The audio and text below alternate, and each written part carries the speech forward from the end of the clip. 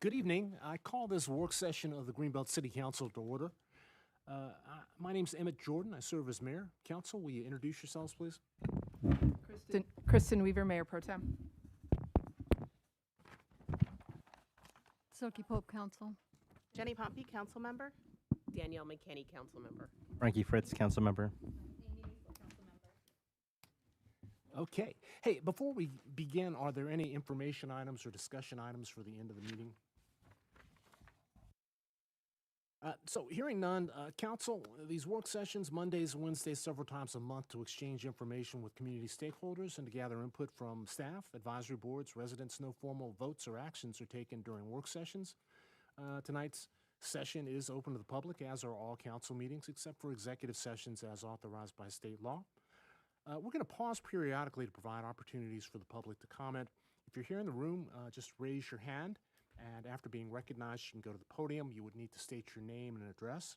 If you are tuned in on Zoom, you can use the Q&A feature at the bottom of your screen to raise your virtual hand to submit a written question, or you can raise your virtual hand. And once again, after being promoted, you'll need to provide a name and an address. We don't accept anonymous comments.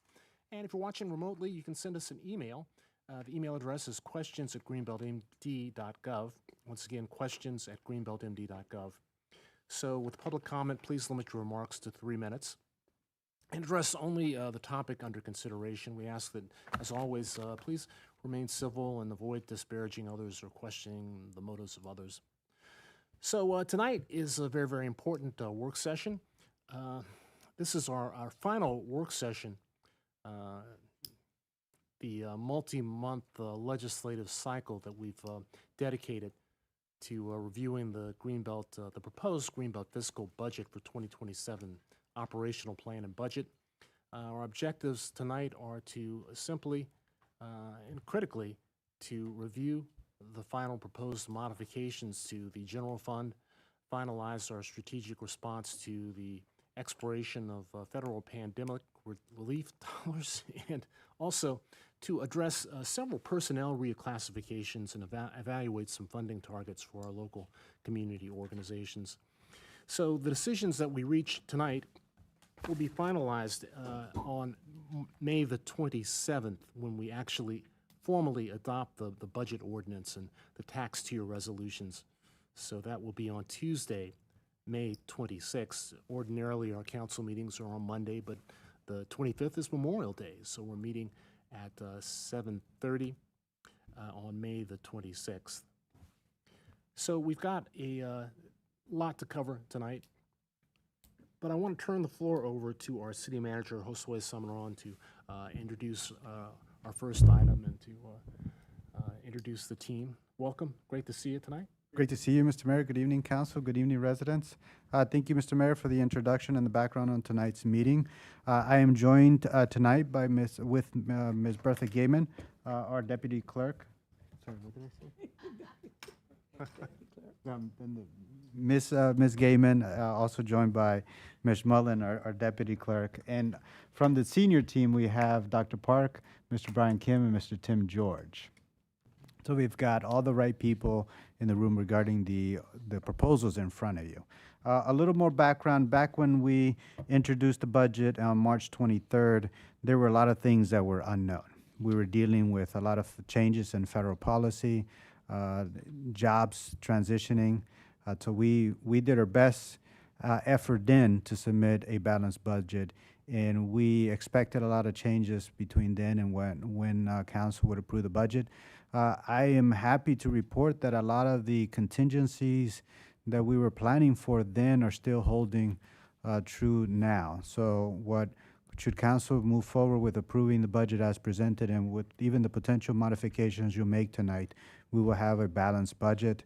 There's still some uncertainty, but we don't know more, with the county administration or state don't really know much more about those uncertainties than we do. And we really probe them to get more precise information around particularly income tax revenues that we are all concerned about.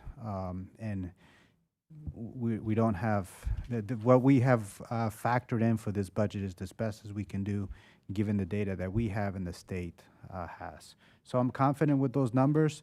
that are before you, and I look forward to working through this budget, and also once council approves the budget, being cautious and keeping a close eye on where revenues are and expenses so that we stay within budget.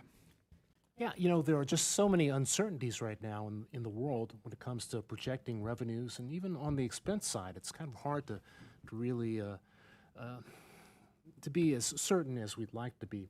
So I think the numbers that we are working with are the best estimates. I'm not going to say best guess, but we put a lot of time. Staff has put a whole lot of time into trying to figure out the best way forward.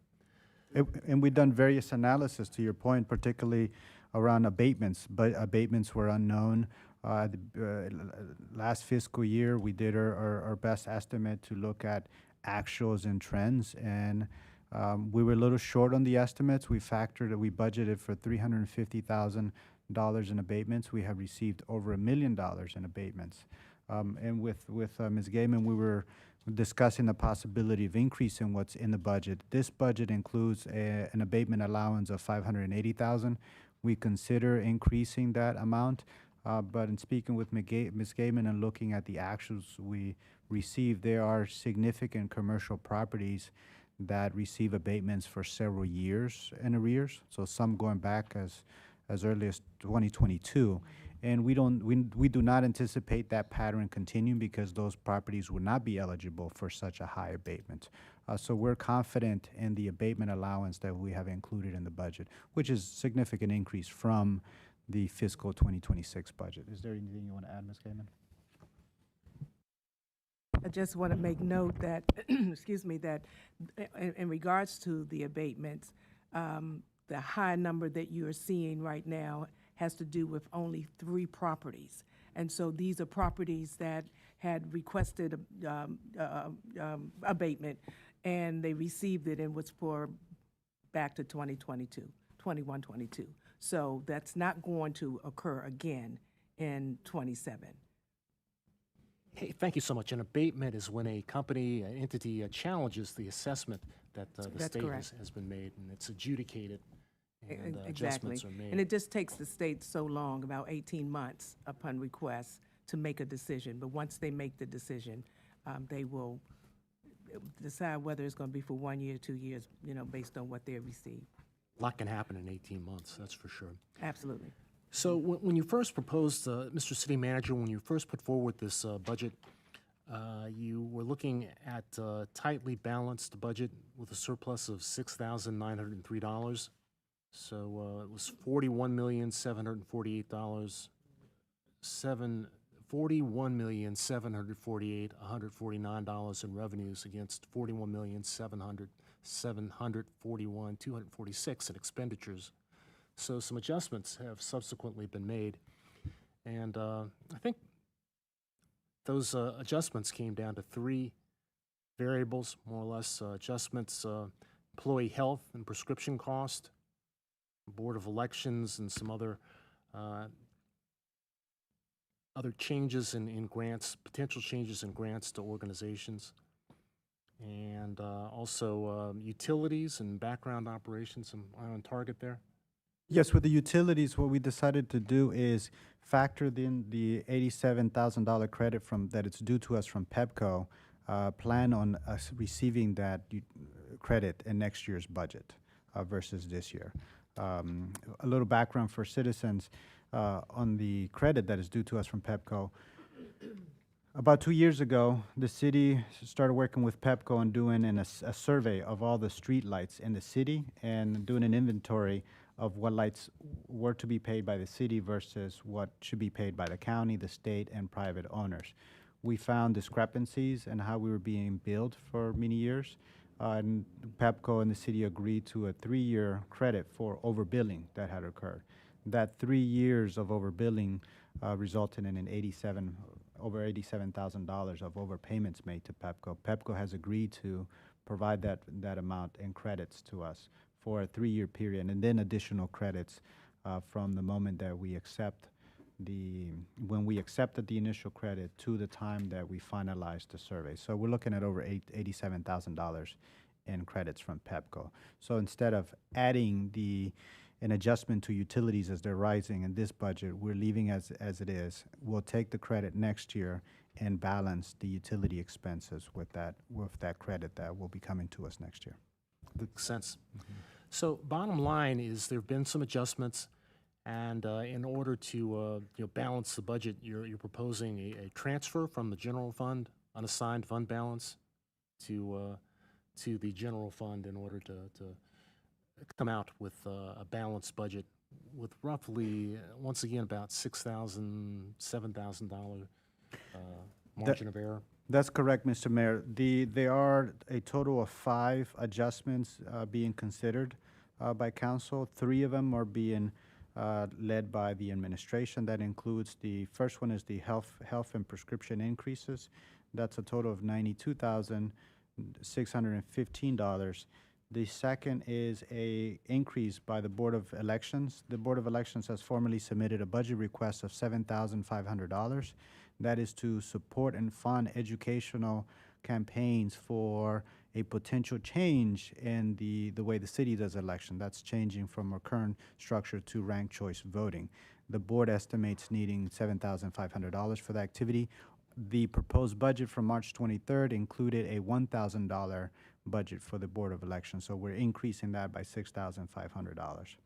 The third item is to cover increased utility and operating costs for the cinema, which is the facility we own. We're currently paying for electricity charges, so we looked at those other operating expenses that are fixed to the asset, and that is alarm, water, gas, maintenance agreement for the projector, which is equipment that belongs to the city, and it's sizable equipment. It's not a computer, it's not a handheld projector. This is a serious piece of equipment. So we've included that maintenance agreement into the operating budget for the Roosevelt Center and Cinema. So that total is $15,632. Those are requests that the staff is putting forward. There are 2 additional requests that council is considering. That is a $60,000 business stabilization and development contribution towards the cinema, and or an increase to the subsidy for operating the cinema of $25,000. That would take the subsidy from $75,000 to $100,000. The other items that council is considering are already in the budget, and so it really is an allocation of the grants.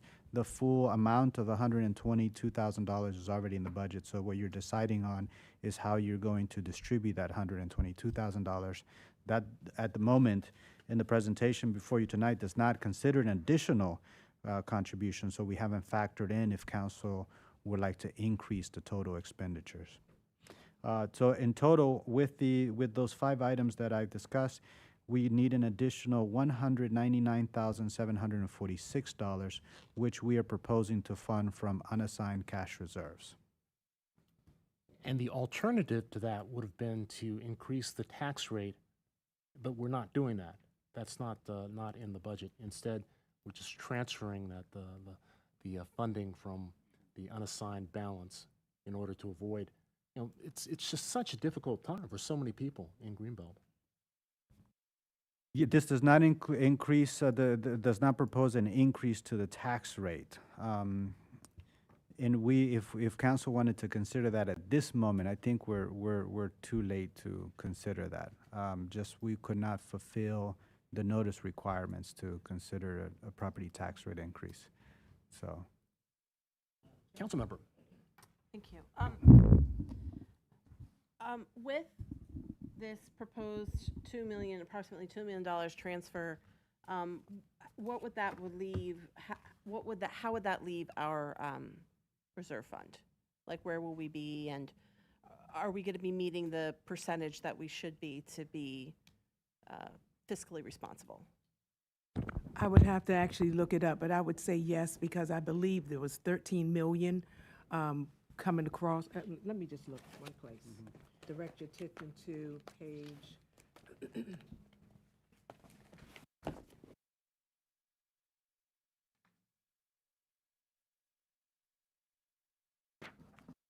I actually did take a look at that. Yeah. And so we're okay this year, but it's not something that's sustainable So as we go forward next year, the next 5 years, we are facing this structural deficit long-term, and we can't continue to do this. Okay. Is that correct? Yes, that is correct. And one of the adjustments we plan to make this year, so that we maintain the unassigned cash reserves, is looking at the restricted accounts to pull money from. So with the abatements, we have over $700,000 net difference that we need to account for, or need to bring into the budget. And speaking with Ms. Gaiman and Ms. Allen, our finance manager, in finance office, we identified that we're probably better off using the funding that we already have in the abatement restricted account, so that we maintain the unassigned cash balance as it is. Definitely have that option. And if you look at on page 85, the very first column, it shows you the unassigned dollar amount, 9,871,800. But that does not include the rainy day fund and all those funds that council put in place for us to keep the budget stabilized, budget stabilization, capital reserve. And so this is after those funds have been fulfilled. There is 9,871,800 left over. Yeah, I appreciate that question. We've been pretty conservative and thoughtful in putting together that reserve policy a Yes. few years back, and also putting aside money for abatements, just kind of looking out into out years. $1,100,000 is in there right now. So did I hear a presentation? I was going to maybe go to your memo, May the 11th, and kind of work through some of the pages. But before we do that, I see we've got some folks here in council chambers, some relatively young residents here. I don't know if they are interested in making some sort of a statement now, or if they are just here to listen. But I would, council, would you be interested in? We need to Absolutely. hear from our young people. Absolutely. So we've got a microphone up there. Who would you like to go first? You'll need to give us your name and where you live, more or less, in Greenbelt.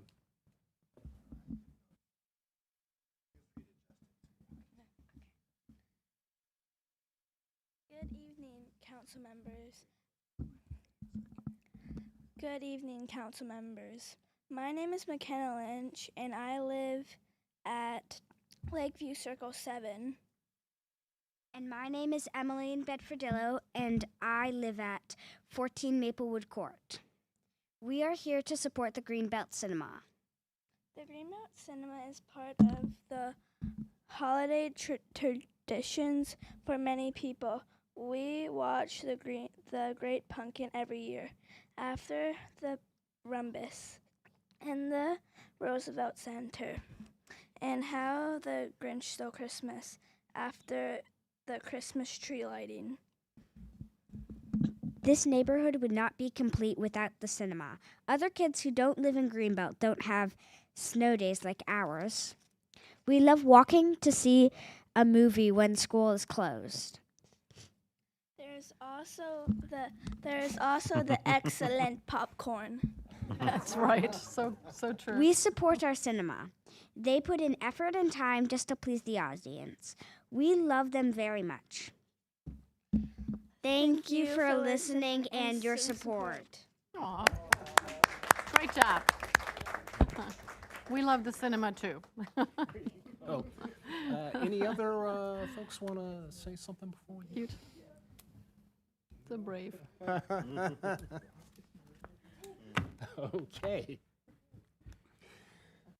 So, what do you think, Mr. Summerall? Do you want to? We can put your memo from May the 11th up on the screen. We can kind of work through these. You just described pretty much the substance of what's being proposed and what's being proposed to be changed. We'll put it up. There it is. It's up on the screen. We'll take council's lead on which items you want to tackle first. There's some items that are difficult to make changes at this point in time. For example, the health and prescription increases. We had shared the information with council that we needed to make a decision quickly because we're in open enrollment. So we've launched open enrollment with the assumption that council was approving the the cost increase premium. So, yeah, I don't want to put council in a position to say, oh, this is where we're at. But this is where we at with this increase. But you're not hearing it for the first time now, right? We discussed it. It's We're warned. Yes, you were warned. It's a cost that we have very little control over, and the renewal quotes do not come in until after we submit the budget to council. So this is an item that we speak with a broker and we do our best to estimate, and we estimated 5% at the time of the submission, and it came at 10%. So there's that first item.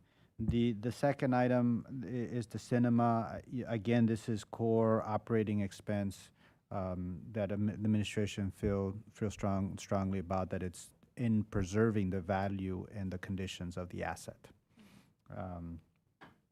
The Board of Election, while council has not formally taken action to change the charter and allow for ranked choice voting, I think the voters'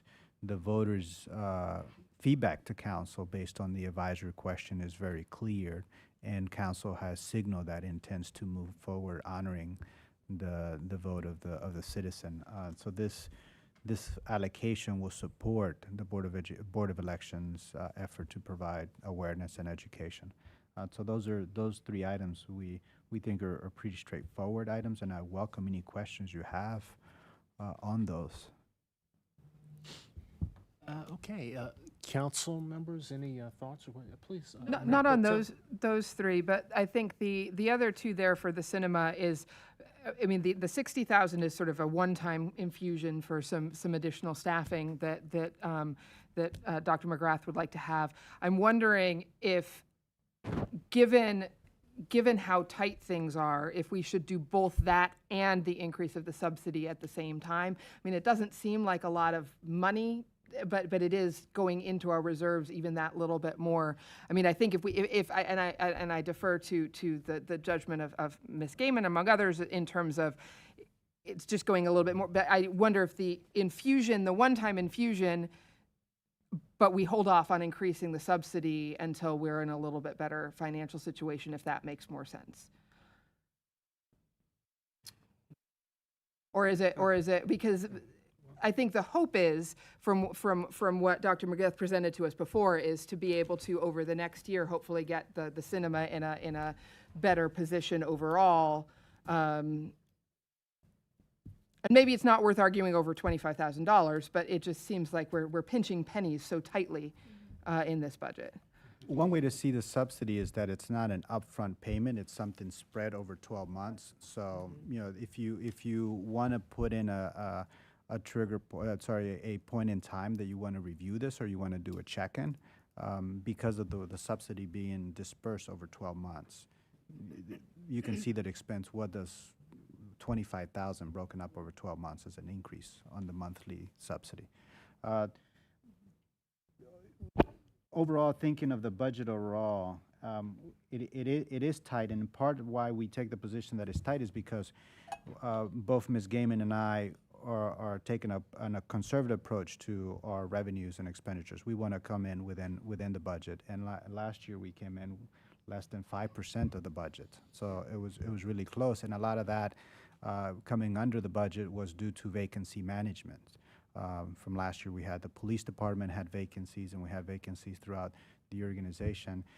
In fiscal year 2027, our vacancy count is much lower. We have a fully staffed police department. The vacancies, there's some vacancies we are keeping because we don't have the funding in the structural balance to fund those positions. An example is the assistant director position for public works, which is the department that Mr. Brian Kim is leading. We don't have the funding to fully fund the assistant director position, so we are leaving that position vacant for about 6 months. And we addressed that vacancy in the budget, that the savings from that position is going to support a reclassification of the environmental coordinator position to an operations manager. I feel fortunate that we have Mr. Brian Kim, who was the assistant director for operations, so he knows that job well and has been working with Mr. Carpenter Driscoll on training for the operation. So we have a lot of that in-house expertise, so we can afford to hold that position vacant for some months in the fiscal year 2027. But that is not a sustainable long-term plan, because the workload is significant for the team, and it's only going to get heavier with all the projects that we have for 2027. Councilmember Pompey. Yeah, thank you so much. I would definitely put forward and support us both giving the cinema the $60,000 boost and increasing their subsidy, because I do think, the subsidy was the same for a long time. I think that it's time for us to increase it. And I also just think, the cinema is vital to this city. It's so important. It's the anchor of Roosevelt Center. And we really, as a council and as a city, we need to invest in it. And we need to do what we can to ensure its future. And I want us to be doing everything that we possibly can to support the cinema and to help them get to a place where they are more independent, because that is where they're trying to go. And,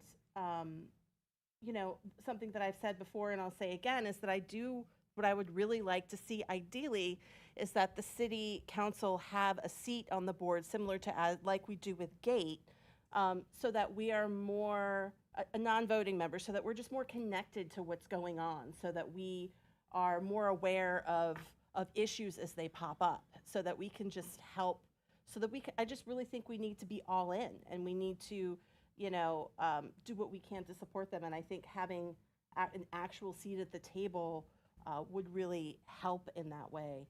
And I think having a check-in too, I think is a good idea. I mean, because I do think if you talk to Dr. McGrath, I know that she wants to get to a place where the cinema is fully self-sustaining. She does not want to have to get a subsidy from the city every year. She would much, much prefer to be in a place where she is fully self-sustaining. I hope that it's not forever. I hope that we're going to see this. I know they're working on a new strategic plan right now. I'm excited to see that. Again, I think, the more involved council is, the better we can help steward this money, and the more support we can provide the cinema. Thank you. Councilmember Fritz. Yeah, I agree with Councilmember Pompey's remarks as well. I see this as an economic development imperative for our city, and I think that this is an investment that we are trying to generate more economic activity and contribute to our placemaking efforts. I was talking to Dr. McGrath earlier today, and I think both our museum and our cinema are critical to the placemaking of Roosevelt Center and building out our city's unique identity that is going to attract a new generation of residents, that's going to attract a new generation of tourists. We're coming up on the centennial of the New Deal in 1932 to 2032. And, just thinking about placemaking in those terms, making sure that we're really centering our history, but also making sure that these institutions are vibrant and well used, along with what's potentially the sale of the co-op supermarket property, 129 Centerway. I think that there's a lot of opportunity here, and I think that now is the time that we really want to invest to get things going. I'll also just say that, and I'll say more when we take final action, but on the health and prescription increases, Mr. Samarone, you said, this is not in our control, right? And but this is an issue of public policy. And I want our residents to realize that national discussions around healthcare trickle down to the issues that we're having trying to project these budgets, and that we live in a country that spends 18% of its gross domestic product on healthcare every year. And we have some of the worst health outcomes for a country of our wealth. We can't solve that in Greenbelt today, and I don't know if we're going to solve it in Greenbelt by ourselves ever, but we cannot divorce ourselves from the national conversations that are having, whether it's in Iran or tariffs or healthcare policy.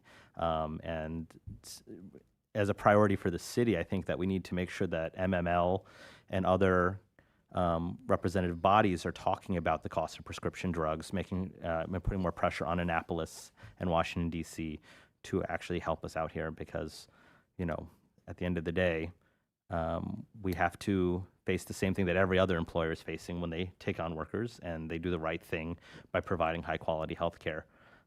So we need to actually make sure that our residents know that this is an issue that needs action at a higher level as well.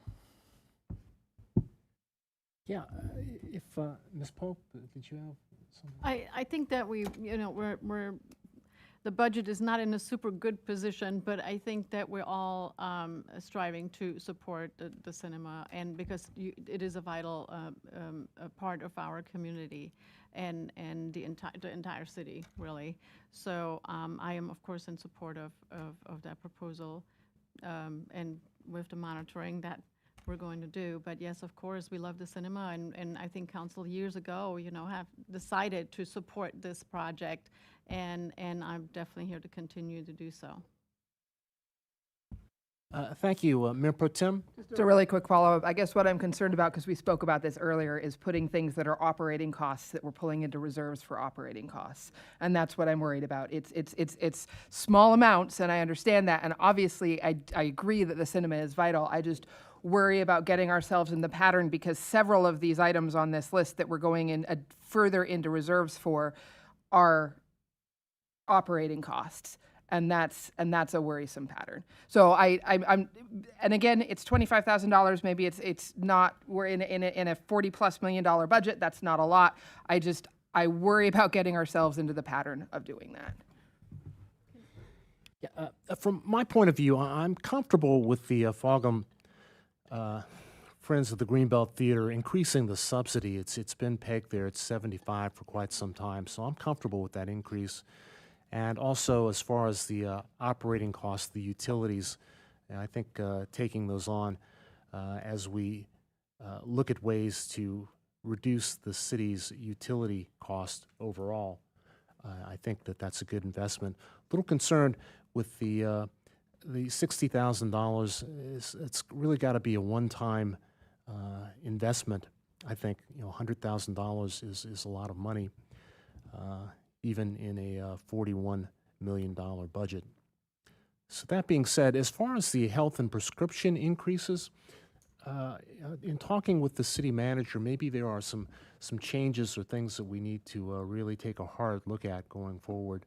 For one thing, we've been with the same healthcare provider for many, many years, and there are some other options out there. One, actually through the Maryland Municipal League, the Legit program, which I believe there have been some changes or modifications which might make it easier for us to transition into that kind of a plan if it's the will of our employees and the administration to go in that direction. And finally, with the Board of Elections, that funding is enough so that they can kind of grapple with the alternatives and take a look at the best way forward. A decision hasn't been made, but they can gather the information that they need to move forward. Anybody else from council like to speak? Yes, Councilmember McKinney. So I agree that we need to support the cinema. It's vital to our community. And I agree with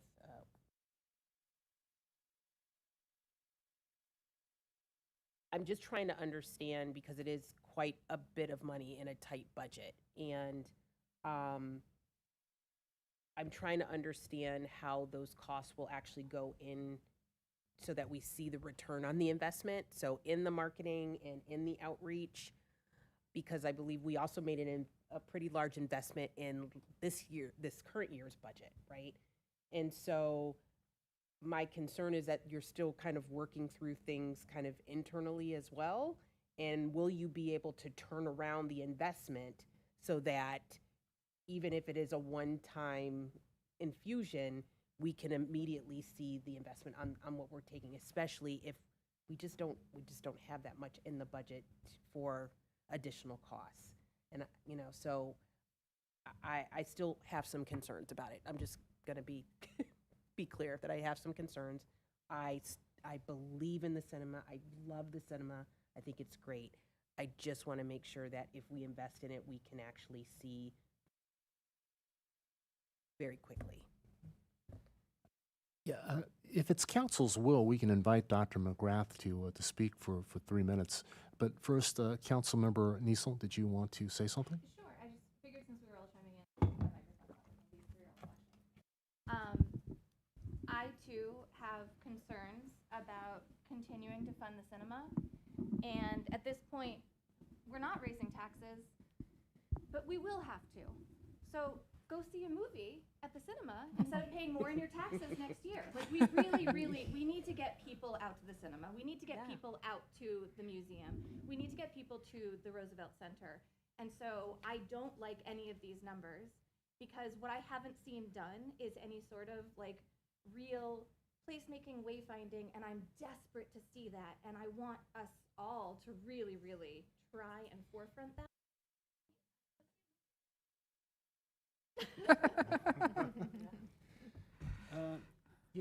City Manager. Please. Thank you, Mr. Mayor. The issue of these becoming ongoing expenses came up, and all but the 60,000 will be ongoing expenses. The $6,500 for the Board of Election, that's a low year.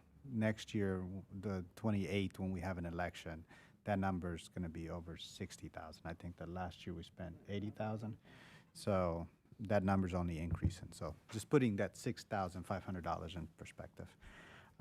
Ms. Niesel, you brought up the wayfinding and other activities.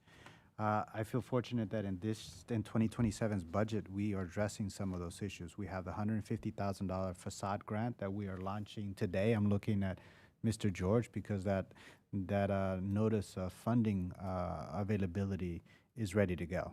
So we had planned on releasing that today, and that's $150,000 that we're going to invest in the Roosevelt Center to increase its visibility, its curb appeal, and hopefully that drives more customers into the plaza. We're also working on wayfinding. Council has received a presentation, so we're hopeful that next year we'll make improvements and have more customers there.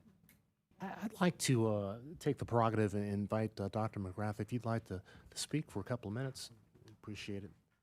Thank you for being here. Thanks for all you do. Thank you. Sorry, I had to adjust it from kid height. Can you hear me? Thank you. Thank you for giving me the opportunity. Thank you for your kind words of support and for your questions. I wanted to just also chime in on the wayfinding today. I drove down to Largo with our community investment grant application for $50,000 for wayfinding and facade improvement. So we're hopeful that we can use that funding to be a kind of a piggybacking or catalyst to what the facade improvement grants are in the center and some of the bond bill money to really work on increasing signage. And so that's something that we've done from the beginning. I tallied it up, and we have written and received over $500,000 in grants and in individual donations that we've put into the structure of the building. So that's not counting the grants that we've written that are for programming. That's money that we've invested into the infrastructure that's owned by the city, because we want to be good stewards of the historic space, and we want to do our part that we can as a nonprofit to support the city, because we understand that there are a lot of necessary expenses, and we want to be good partners in that. So I know that this is not an insignificant amount of money, and I appreciate your willingness to consider it, and I would not be asking if it weren't absolutely necessary. It is not something that I want to repeat, and I hope that you all can see that in addition to being an economic driver and writing these grants and inspiring young folks to, still participate in being part of the cinematic experience, that we provide a value that we would not want to lose as a community. So that's really what, I'm asking for. And in my grant that I wrote today, I said, we are the only historic cinema in Prince George's County. We are the only independent cinema in Prince George's County. So that, I think, really matters and should be something that we're really proud of. And I would hate for us to lose that. So I don't know if you have other questions, but thank you. Councilmember. Do you think you and the board would be amenable to having a member of council join you and be and liaise with you as we do with the gate and other groups in the city? Absolutely. I think it's a great idea. Yeah. And I think we'll take a couple of more comments from the public, and then we'll move on to the next section, if that's council's will. Yes, Mr. Hartman?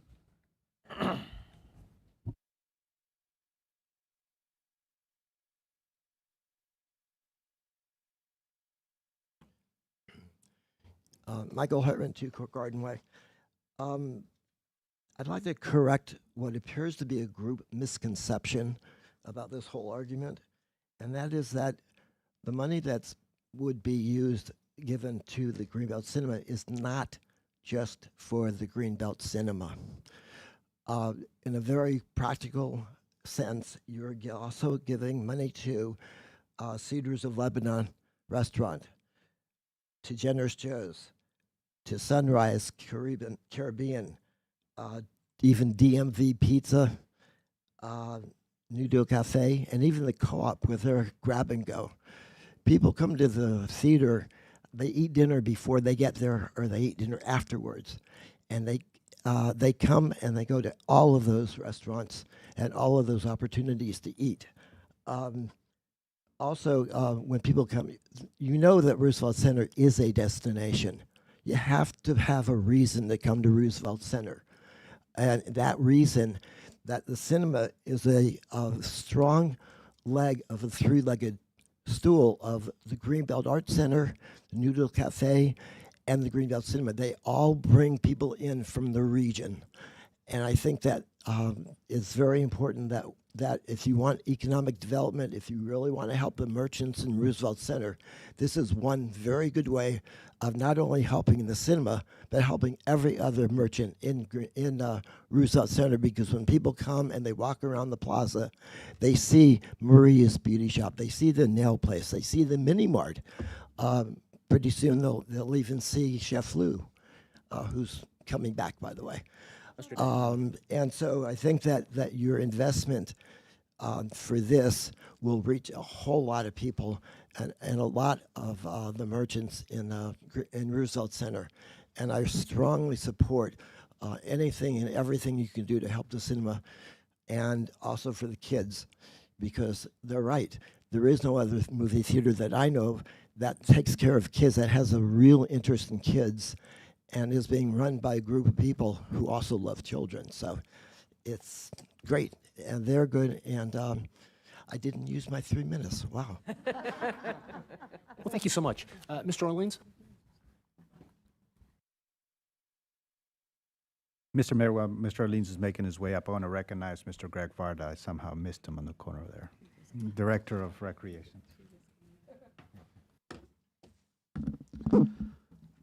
When I came in tonight, I welcomed the opportunity to see the smiling face of Ms. Gaiman, but I was surprised, and I inquired as to why I was seeing her smiling face, and was informed that she was assisting the city in this budget, which caused me to wonder, wasn't our current treasurer assisting the city in this budget, and was informed that our current treasurer is no longer our current treasurer.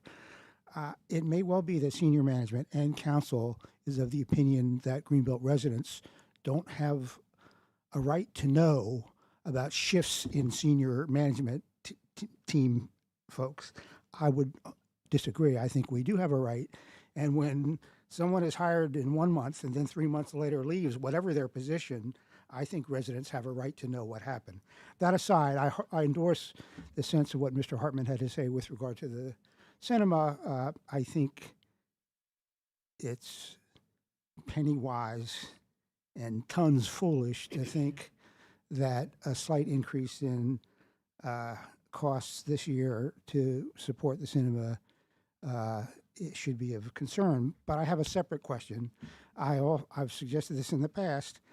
I think probably costs could be shaved in the theater operations, cinema's operations, if the cinema were, frankly, much like the museum, absorbed by the recreation department of the city of Greenbelt. We should hire an executive director, which would be, I hope, be Ms. McGrath. The theater's programming is wonderful. And on the provision that the executive director has free reign to program the theater, but all costs associated with operating the theater should be absorbed by the city. To the extent that the museum has its friends and the theater could continue to have its friends seeking grants from the SI, fine. But the costs associated with preserving the theater should be absorbed by the city. Lastly, with regard to some comments made by Councilmember Fritz earlier,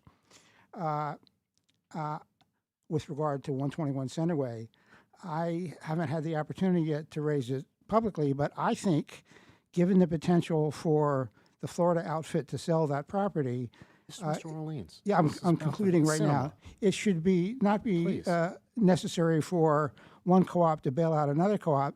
The city should ultimately own all of Roosevelt Center, and the city should consider entering the opportunity to purchase the property which houses the Greenbelt Thank you. Consumers Co-op. Thank you. Are there any other comments? Okay, I think we should, yeah, Mr. Summerone, please. Mr. Mayor, while I don't, it's my policy not to comment on personnel matters. I think it's a fair question to acknowledge the obvious that Treasurer Ron Covington is not joining us tonight, and Mr. Covington is no longer with the city. We have separated with Mr. Covington, and we're actively searching for a new city treasurer. We've listed the job announcement and have promoted the recruitment of that function. So thank you, Mr. Orleans, for your question, and I think that's all that I'm at liberty to say about the transition. I am grateful that Ms. Gaiman continues to support us, and when we called her to I asked her for her help in finishing the budget cycle, she very graciously agreed. So I'm very thankful for having those resources. So thank you, Ms. Gaiman. Yeah, thank you, thank you. So at this time, I was wondering, maybe we can skip over and take a look at the reclassifications that you've put forward. Sure. There are a list, several items that we are proposing that have a neutral impact on the budget. So I will point you to, if you can look at page 6 of the 87 of the packet. Item number 1, it's something we discussed during the budget work session with Public Works. We are looking to create a new operations manager position. That is limited. The result of that would be eliminating the environmental coordinator role to create the operations manager position. The position itself has grown to a much larger function that no longer fits into that environmental coordinator role. We also, from a business perspective, have pivoted from what is typically a lands management to a more holistic approach to operations and sustainability. So things like fuel management and tracking fuel management and being able to correlate vehicle maintenance with the use of the vehicles, looking for cost reductions through more efficient use of our equipment is part of that growth, natural progression of growth, and what is an environmental land management positions to look at more holistically organizational efficiencies and looking at it from a green environmental sustainability perspective. So that's just one function, right? That position's also taking on the work of GIS, mapping assets and troubleshooting assets, and assets not just physical street signs or trees, but also our vehicles. So the position really has outgrown what is designed to do then. So we're proposing this new position. The net impact is really that is neutral because the 11% salary increase in compensation, that being the retirement contribution, all those additional payroll expenses, will be covered by the current vacant position that was formerly held by Mr. Townsend, who retired in December.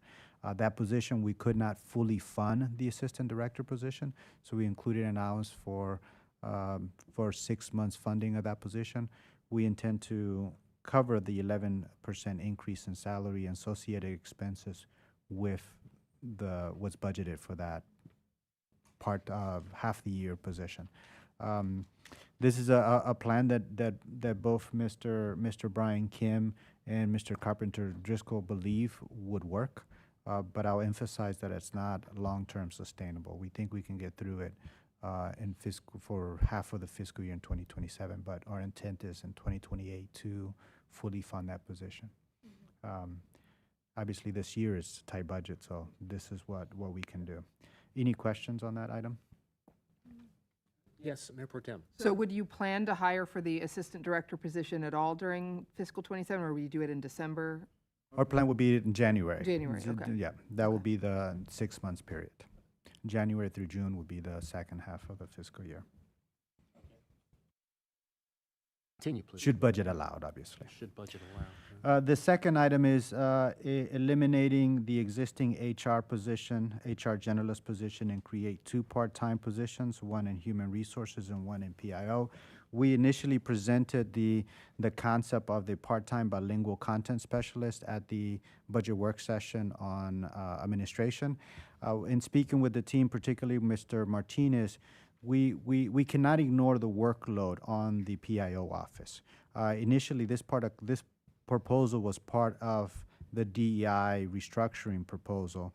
We decided to separate those 2 discussions because we cannot ignore the workload issue in PIO, and we want to address that issue. And this is what Mr. Martinez proposed as a way to deal with both workload demands in both an HR position and the PIO. And that is to restructure that existing HR position and create 2 classified part-time positions. And the difference between classified and non-classified is that classified positions are positions with benefits.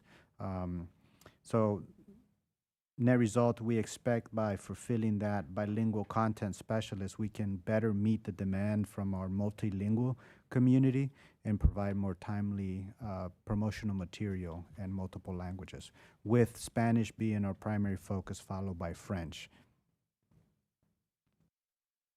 Councilmember Pompey, so I wanted to kind of circle back and, dive deeper into your specific proposal. But do you Yes. have a comment? I have a comment now, about this general? position. Yeah. So my question is, in the PIO office, is James's former position going to be filled? Or is that? Yes. So that position's going to be filled. It hasn't been filled yet, though, correct? We have currently a temporary staff position in there. We took Mr. Bryce from Park Rangers, and he's filling in that position. Okay, so this would be a new additional part-time person to add to the PIO's office? Correct. So it would be, okay, got it. Thank So you. it would be the PIO, Yeah. the communication specialist that Bryce currently holds. Then we'll have 2 part-time positions. We have Jamari's position, and this would be a new position. Okay, got it. Thank you so much. That was it. Okay. Other questions or comments? The third one? So before we get into the third one, the HR part-time, that will become an administrative assistant part-time role. They'll handle the administrative workload in the office, so scheduling interviews, assisting with conducting the background and transmitting of records, whether they're going to the state or all those things that HR has to do.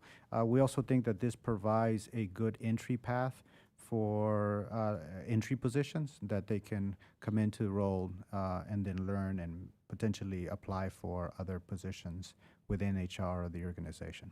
So it also fulfilling a workload need while creating an entry point for people into the city. Okay, item number 3 is Councilmember Pompey's proposal. And that memo is included in the packet. Ms. Gaiman has also presented a spreadsheet that tracks what the adjustments will result should you approve that proposal. Do you want us to walk through the List, then we Okay. can circle back. Item number 4 is these are, again, all of these are budget neutral adjustments, or they're being, the expenses being absorbed with the existing budget that we have. So item number 4 is reclassify CARES geriatric case manager position to senior case manager supervisor.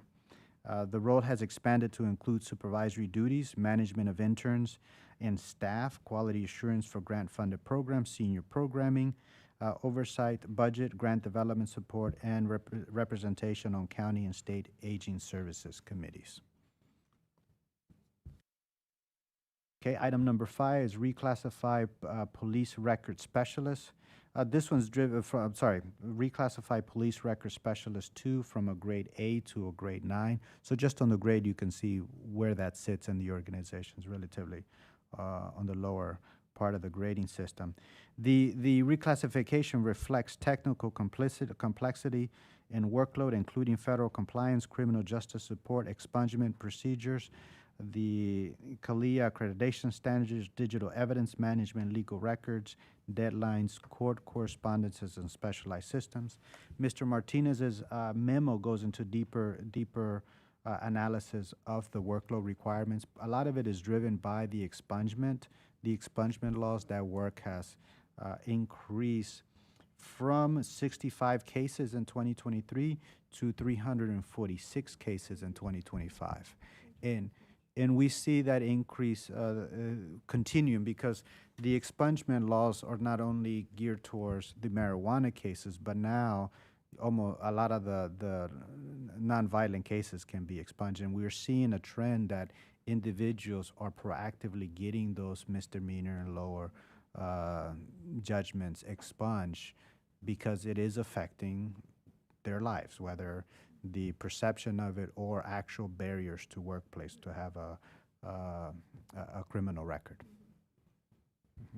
Would this individual, would they have primary responsibility for maintaining the accreditation standards for CALIA? Is that where this would fall? No, we have a very specific role for the accreditation manager, and we're actively hiring for that. We've gone through some interviews. I think we're getting close to making a job offer on that position. Also, so with this same individual, would they have responsibilities with responding to FOIA requests and redacting materials? Is that what they? The public records request is handled by a team of folks. So yes, there would be cases where the records manager is handling MPIA requests.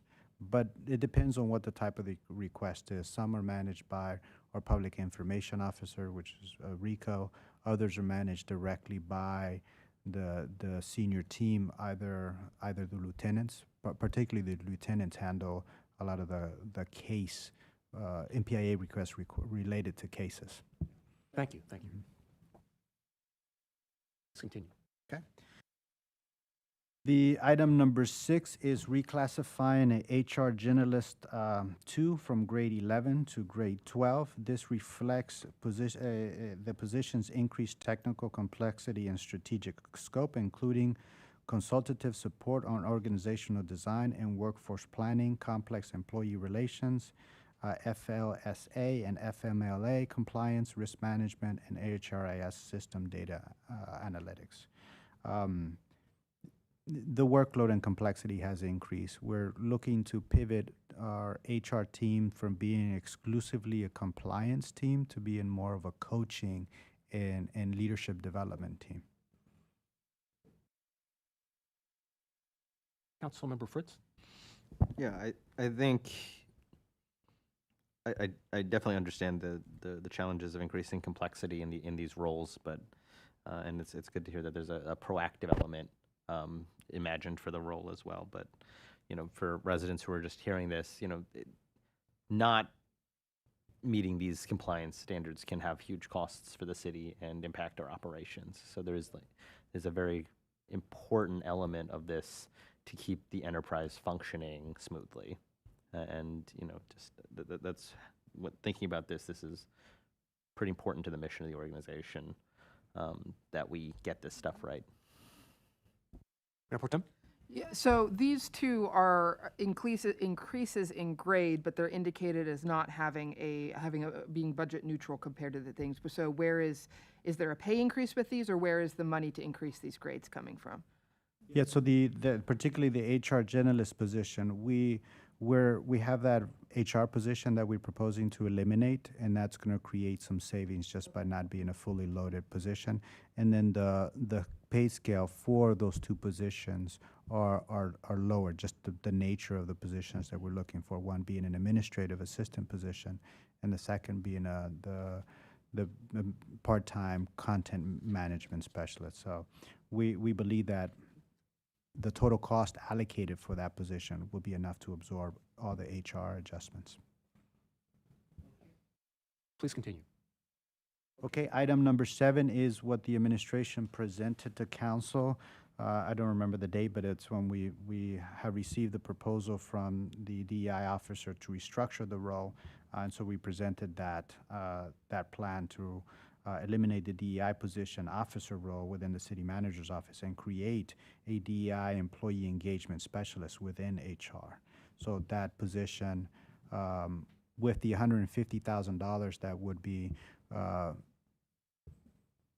say from restructuring the role, will cover the expense of the new position.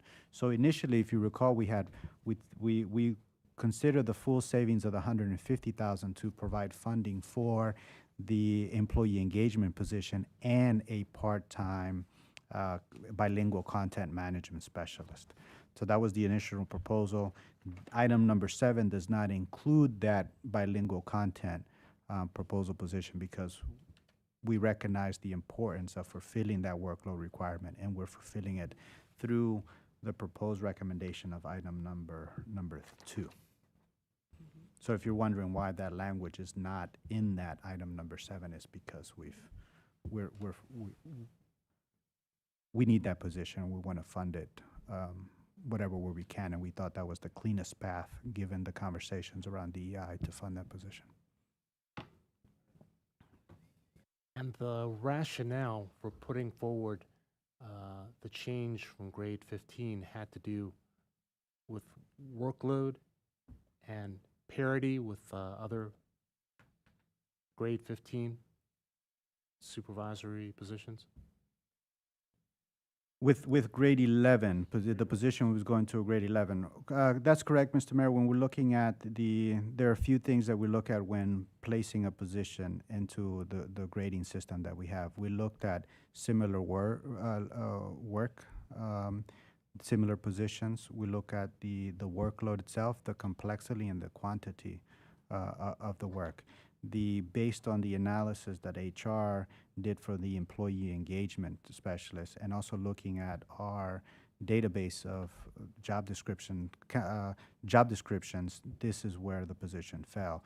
The database of job descriptions, if you recall, Mr. Mayor, when council hired Baker Tilly to do the compensation study, it looked at all of our jobs and compared them to the Baker Tilly job descriptions database system. So we follow that database and that system to compare positions to.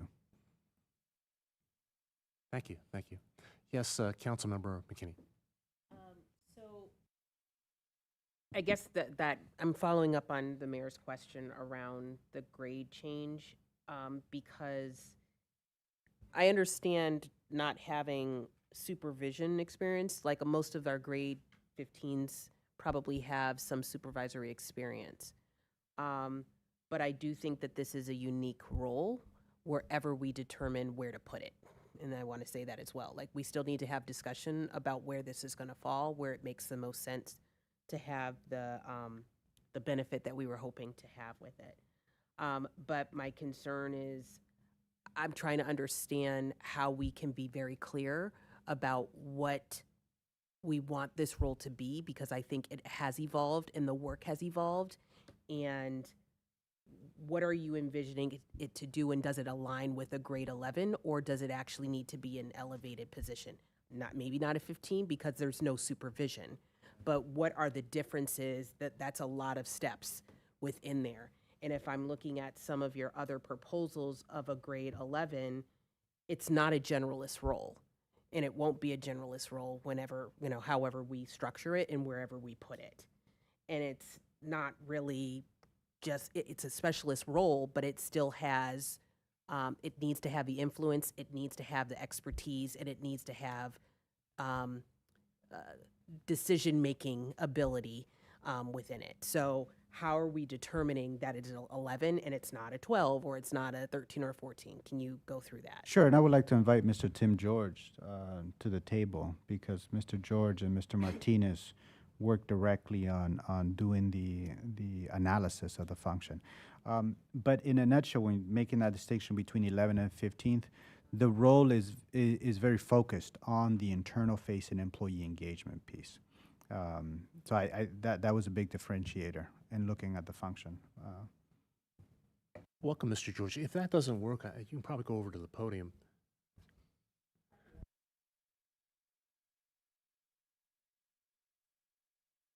Not working, okay. Maybe at the podium. Mhm.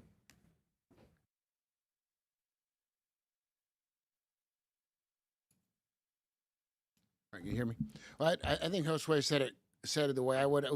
What we looked at was other positions that were similar. We also looked at workload in total. And when we dropped it from a 15 to 11, it was also because that role was going to take on other HR function. So it wasn't just dropping a DEI officer down to a DEI 11. It was having a half-time DEI position at 11, but the other half would be HR functions, and that's why, from a workload, and then looking at other 11s, constituent services, the deputy clerk, other positions that are at a similar workload, we felt like it made sense. If it's only going to be a DEI type position, then 11, then we could reconsider 11. But the original proposal called for it to be split, and that's before we did a lot of the other restructuring. Okay, Councilmember Pompey? Yeah, so I see that proposal here. I don't see Councilmember McKinney's proposals in here, though. Is that because they weren't specifically tied to the budget, her proposals with regards to this position?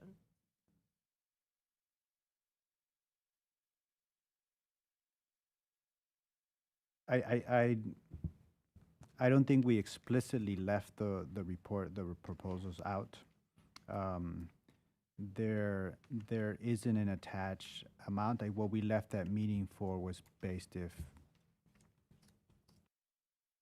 whatever actions take, there is money to be left in either personnel or professional services to fund one of the options, one of the four options. I mean, I think that I just, when we're talking about eliminating the DEI officer role and creating this new role, I just, I hesitate because, council has not made that decision yet. Like, we haven't decided that that's what we're ready to do, and I don't know that we will have made that decision by the time we pass this budget.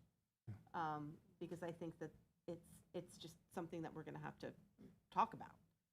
And I don't know that we have time to fully do that. So I do think it will be important to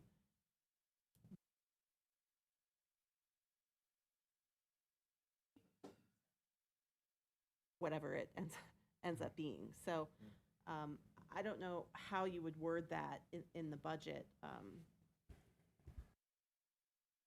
Right. So I think two things could happen. One, in the initial proposal, we had factored in that part-time bilingual content specialist. We've removed. We are presenting an alternative to funding that. And I think based on the reaction from council, it sounds like that resonates with you.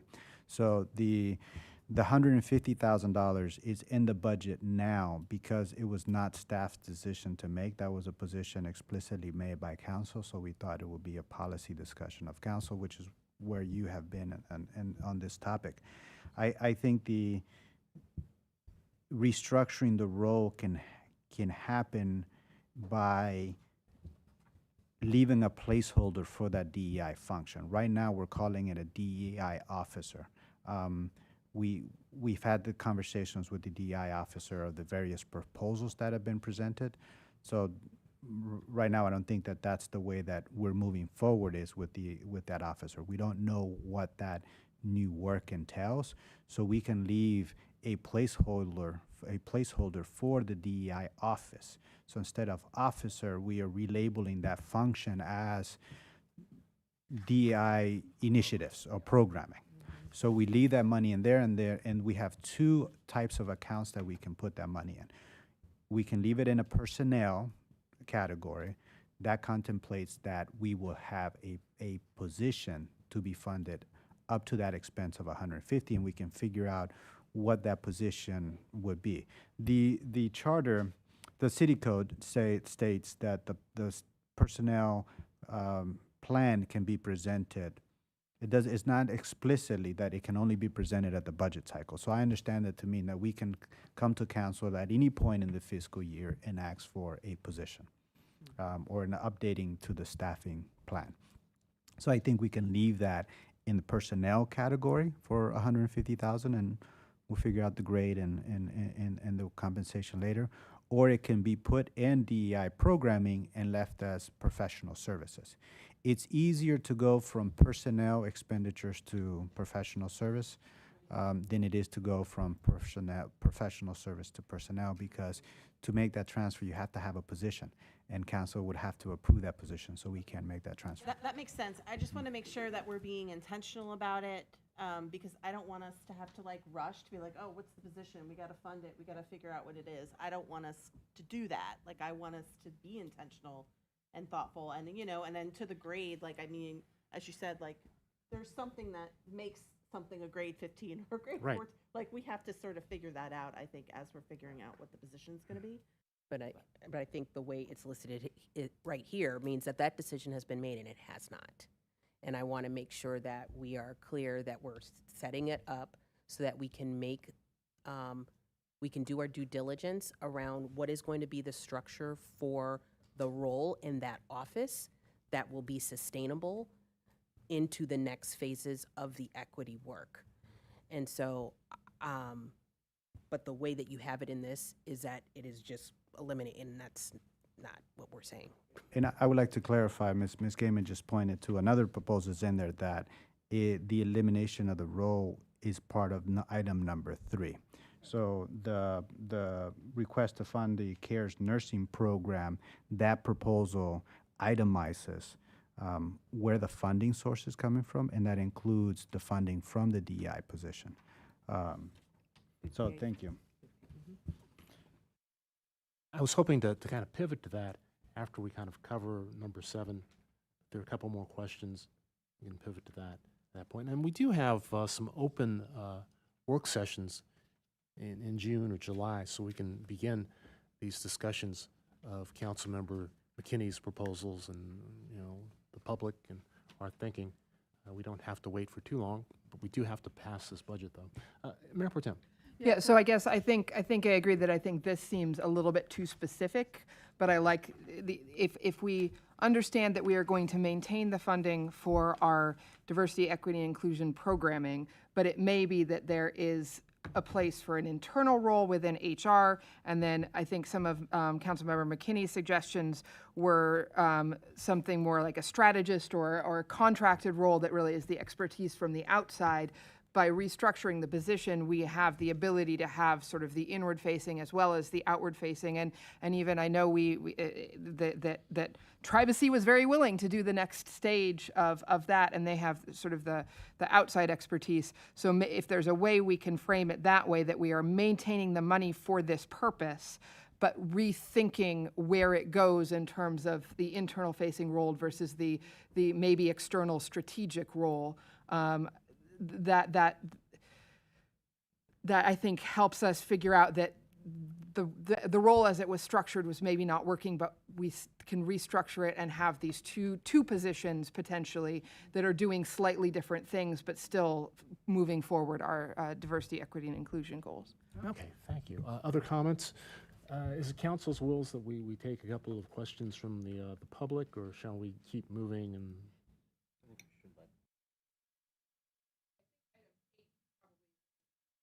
Right. So if you could just describe item number 8, then we'll pause for some public comment. Yes, item number 8, it's pretty straightforward.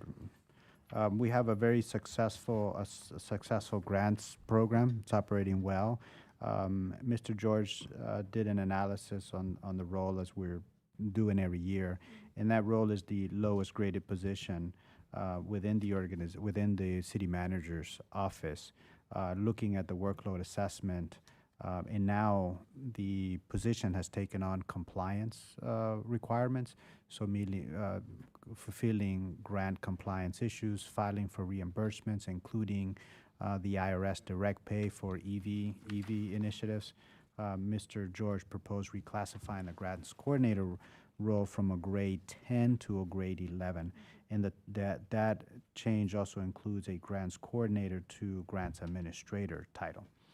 The work recognizes the development of the grants management system, writing and tracking grants, co-creating and partnering with departments to write grants.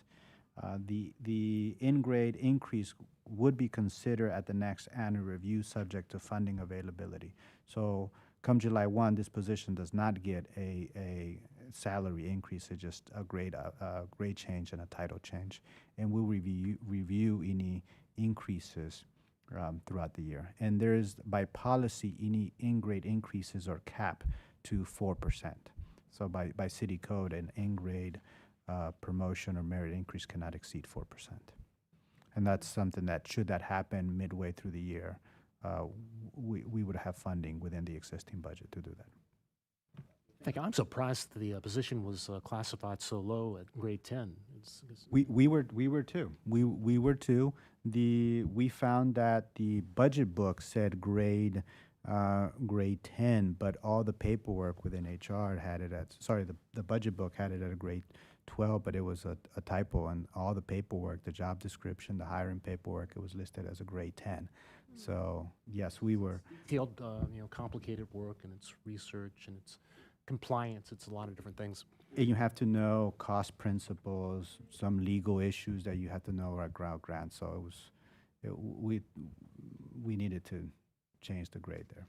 Okay, well, let's pause and take some public Before we comment do after public comment, Councilmember- well, oh, no, Mr. Martinez also has his hand up. I think we should okay. perhaps let him speak before we take public comment. Yeah, Mr. and Ms. Pope, quickly, Ms. Pope. Yeah, if you have something. just quick, so when is the next annual review for that position? 6 months from now, or? But the change in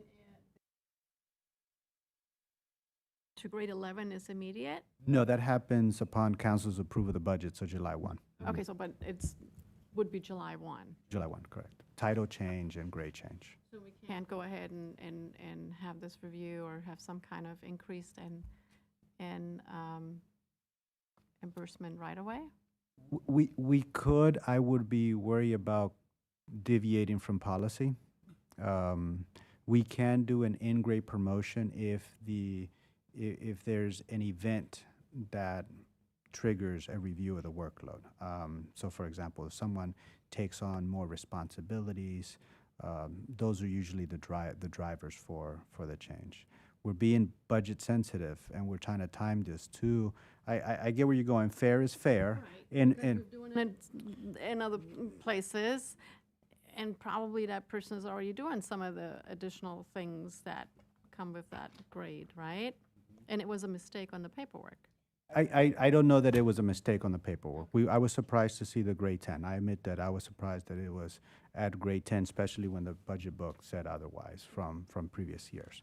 So we're trying to correct that grading structure now. But this is no different from what we're proposing to do with the record specialist. The record specialist has taken on 3 times the workload of expungements, and we're changing the grade position come July 1 once council approves the change. Okay. Well, thank you so much. Let's, Mr. Martinez, are you there? Yes, Mayor. Good evening, Mayor and Council. Oh, good evening. Welcome. Thank you. I just want to reiterate with the from the city standpoint that we do follow the process as other reclassifications that actually went through human resources. This is my first time hearing of this specific reclassification, so this is news to me. We do have a process to ensure that we are following the marketplace and we're being fair and equitable to all staff. So I would want to advise the city next time, can we just kind of go through that process and keep it consistent along with policy, specifically for this position right here at the task 8. Okay, thank you. So at this time, let's pause and take a few questions and comments from the public. Mr. Hartman, you look like you're ready to say something.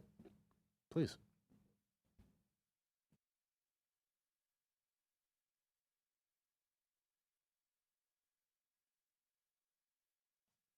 Okay. Michael Hartman, 2 Court Garden Way. Concerning item number 7, I know I want to thank Councilmember McKinney for her comments. I think just doing this, this is seen by the public and by everyone that no, not everyone, by many people as a glaring comment on demoting the DEI process, and just putting DEI in HR in and of itself goes against every best practice in the area of EEO, DEI, and I have spent 30 years in the government on EEO issues, and even though DEI and EEO have some functionality differences, it's still incumbent not to put DEI, especially as Mayor Pro Tem Weaver said about external and internal. There is a large, enormous conflict of interest in the internal part of that. I think that the message you're giving people is it's clear that you're demoting the functions. Even going from a 15 to an 11 is a statement of perhaps not the intention of the staff. I almost never disagree with the city manager or the assistant city manager, who I admire greatly, but this is just wrong. It doesn't work. It is a wrong minded and wrong intention. And while I'm at it, and I have a few minutes, the DEI function also does not include accessibility for people with disabilities who are part of diversity, equity, and inclusion. So when you're rewriting this or redoing this whole idea, it's incumbent to include accessibility in that. So it could be even a DEIA function, because right now there is no one in the staff that I can see whose sole function or whose large function is accessibility or representing the needs of people with disabilities. And I'll say that this is shown, if you look at the DEI position description, it's even the position description is discriminatory in nature. For example, mental and physical abilities, it says sensory requirements include standard vision requirements. Vocal communication is required for expressing ideas by means of the spoken word. Hearing is required to perceive information at normal spoken levels. That is on its face discriminatory against people with disabilities. And even though later on, oh darn, over 3 minutes, even though later on you say that you provide reasonable accommodation, it's at the very end of the position description. And anybody with a disability is not going to get that far to the end talking about accommodation. So I think the whole idea of this DEI is completely wrong. It's a wrong place to put it. And you're not including people with disabilities. So I think the whole thing's a big mess. And I would not change the budget, because that's what the message you're giving. Thank you. Mr. Orleans?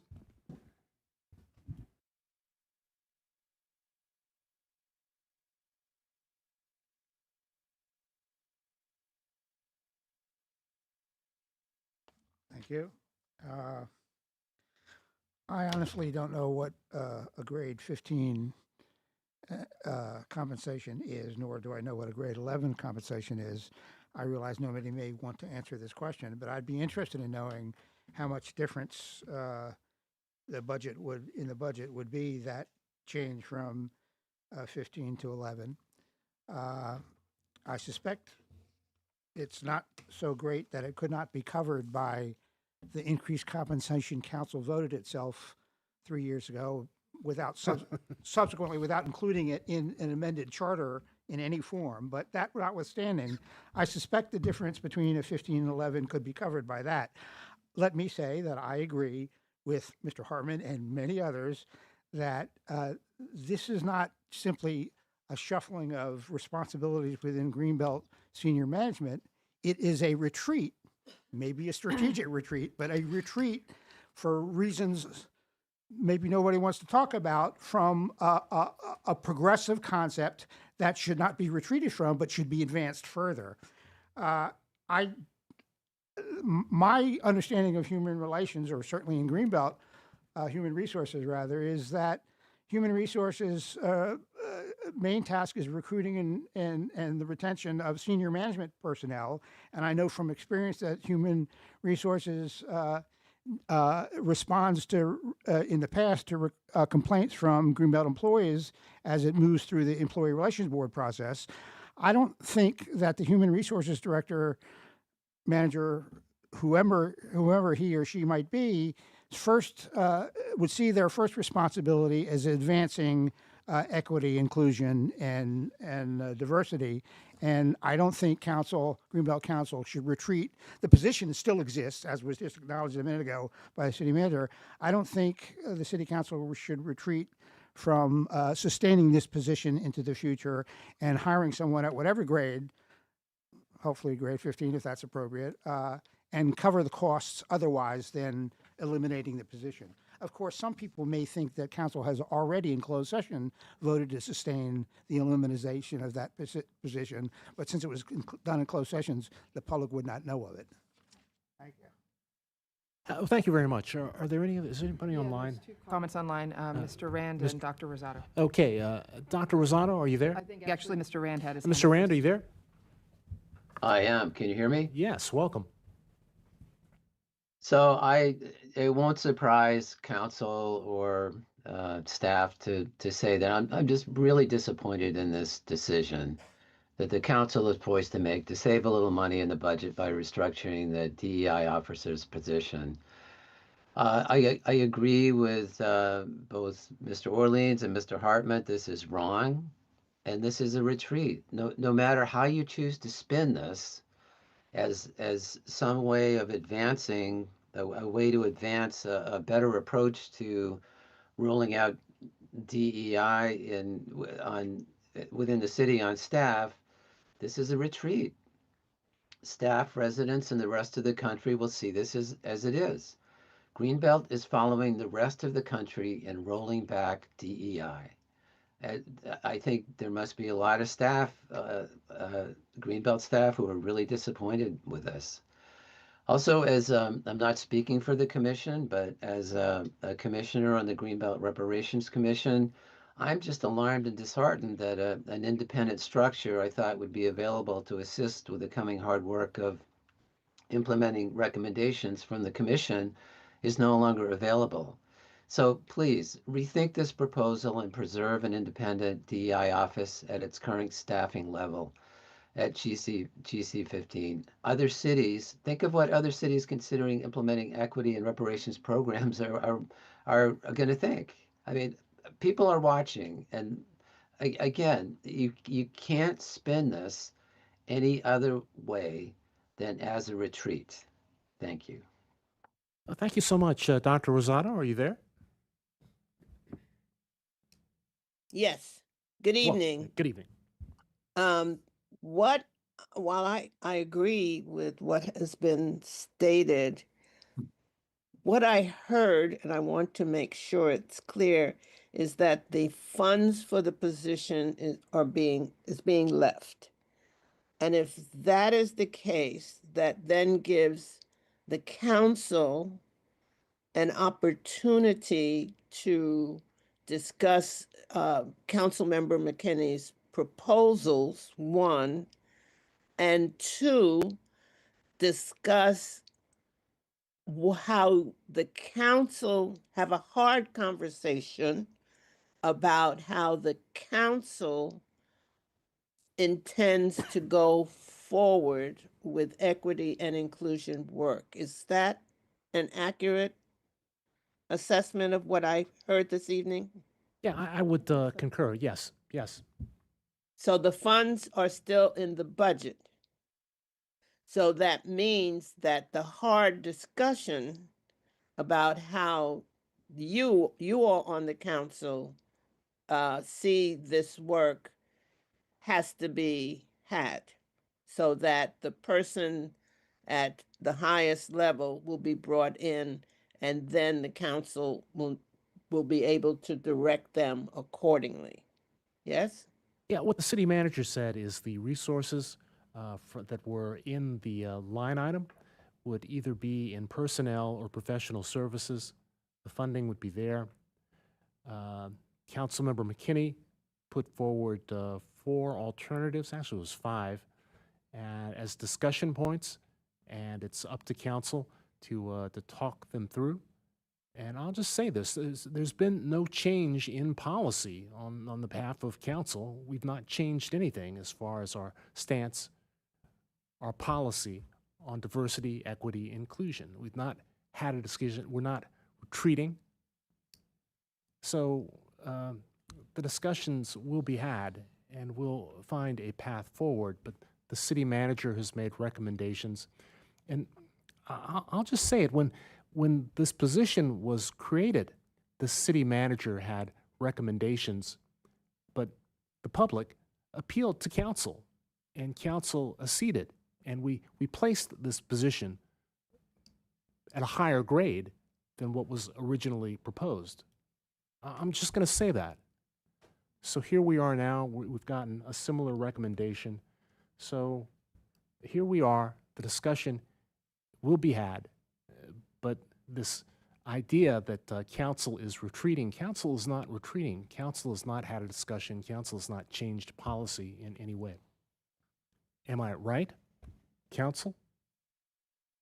I think you're right. I think we have to reorganize it and reclassify it.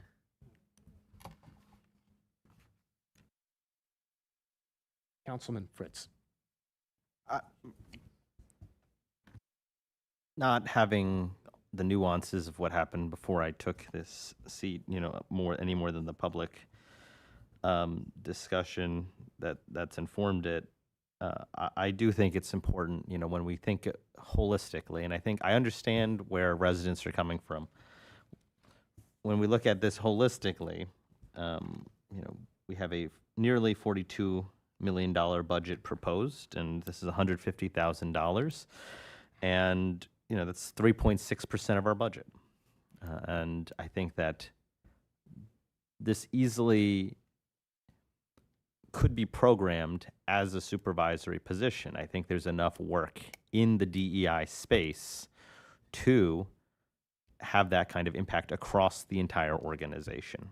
I think that the difficulty we find ourselves in is there's 2 concurrent discussions of there wasn't enough work being done, which is a problem, and now we're trying to right-size that, which is a similar and interconnected problem, but these are separate problems. And I do think that I don't think it's impossible to conceive that there would be a need for a grade 15 position, or that the holistic budget for DEI needs to be around there, if not more. And maybe we can't fund the full amount, this budget, of what we need. But I don't think that, I think leaving ourselves with the operational flexibility to engage with the community longer term is what we need to do to right-size the program and make sure that this is an effective use of resources, while also recognizing that if the way it was originally proposed, I could see why people would see it as a retreat. I do. Like, from the public view, I can easily see why that would be the perception, because I agree with what's been said before, that human resources is distinct from DEI. I work in an 8,000 person organization, and there are very separate offices for DEI, or racial equity and social justice work, and for human resources work. They are separate.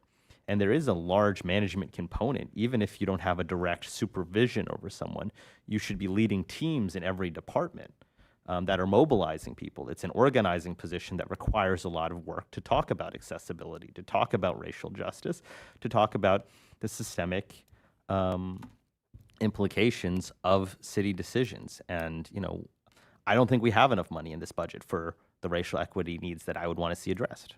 And that's something we have to work towards. It's not something that's going to happen overnight. It's part of the reason why we have a reparations commission.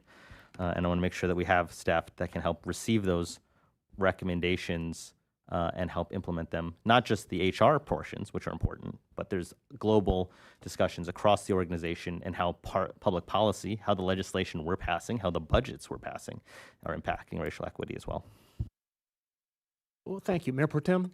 Well, I was just going to ask, because Councilmember McKinney put so much work into those suggestions, but there were multiple options. I don't know if Ms. McKinney wanted to talk about what she would propose and what she would like to put on the table, because we're going to have to vote on one of them on Monday. But I see Ms. Pompey at it, but that's all I was going to suggest, was that perhaps Ms. McKinney put forward a proposal based on the work that she's done about what she would like to put on the table on Tuesday.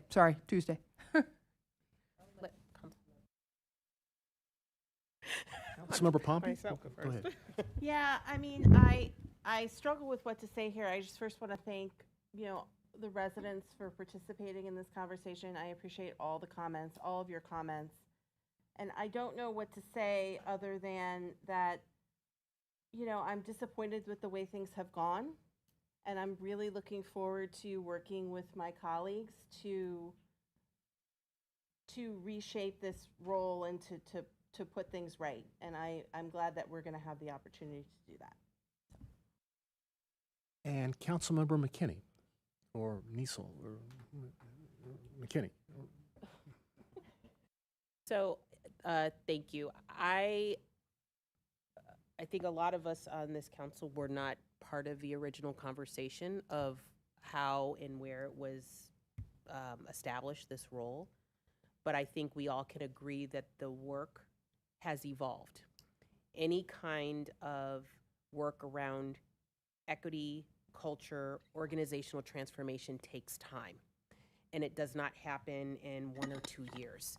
And I think what came out of the work that has been done so far, both with our current DEI officer as well as the work that we paid for through Tribesi, was that there's still a lot of work that needs to be done.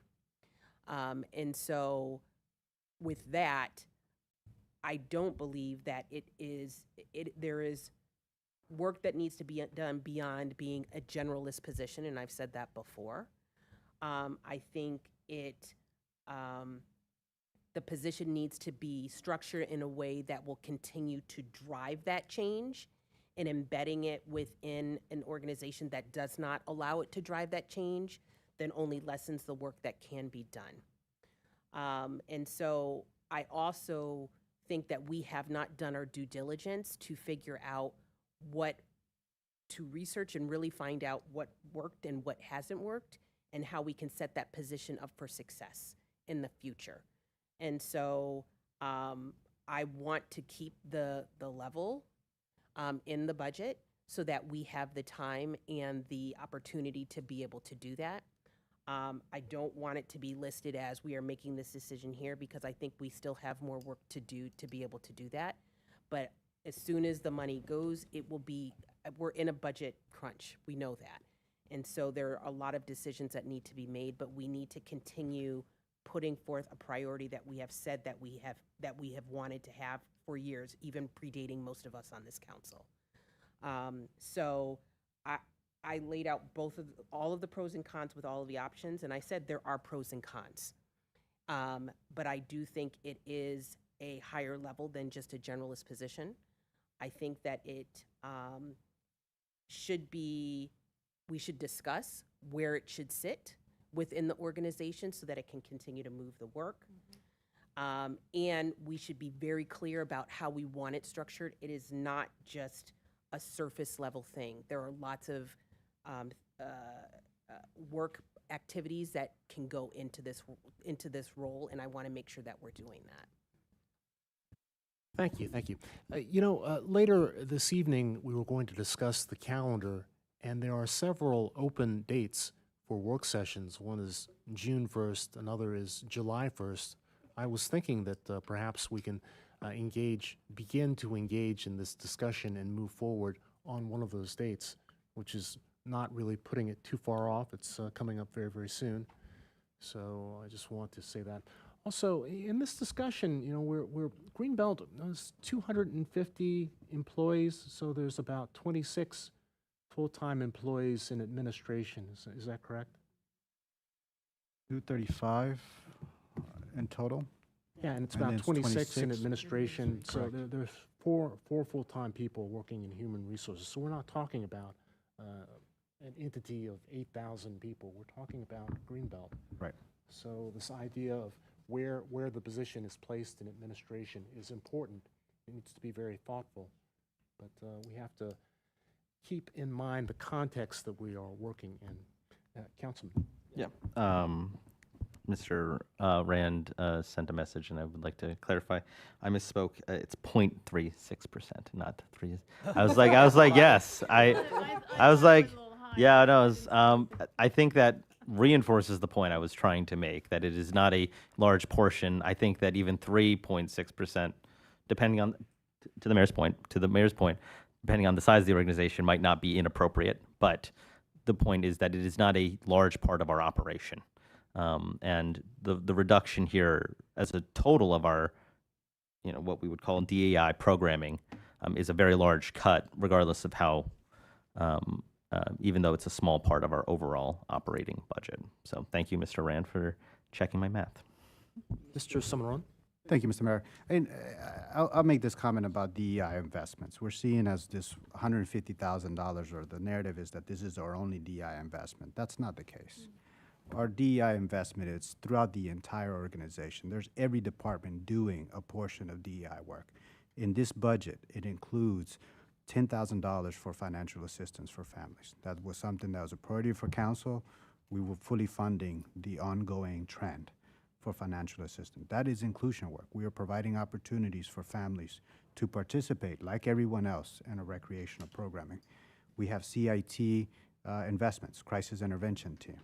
That's in the police department, or CARE. So we have DEI work and funding dedicated throughout the entire organization. So this is not our only funding of DEI. It's infused in our work. We have constituent services.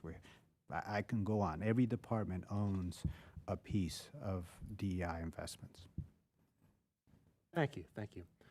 I want to continue on. I see Mr. Hartman has his hand up. Shall we go back to Mr. Hartman? Speak on this topic, though. We have to move on, though, because I'm hearing my colleagues say that they want to move on. Is that what I'm hearing? yes. Yes.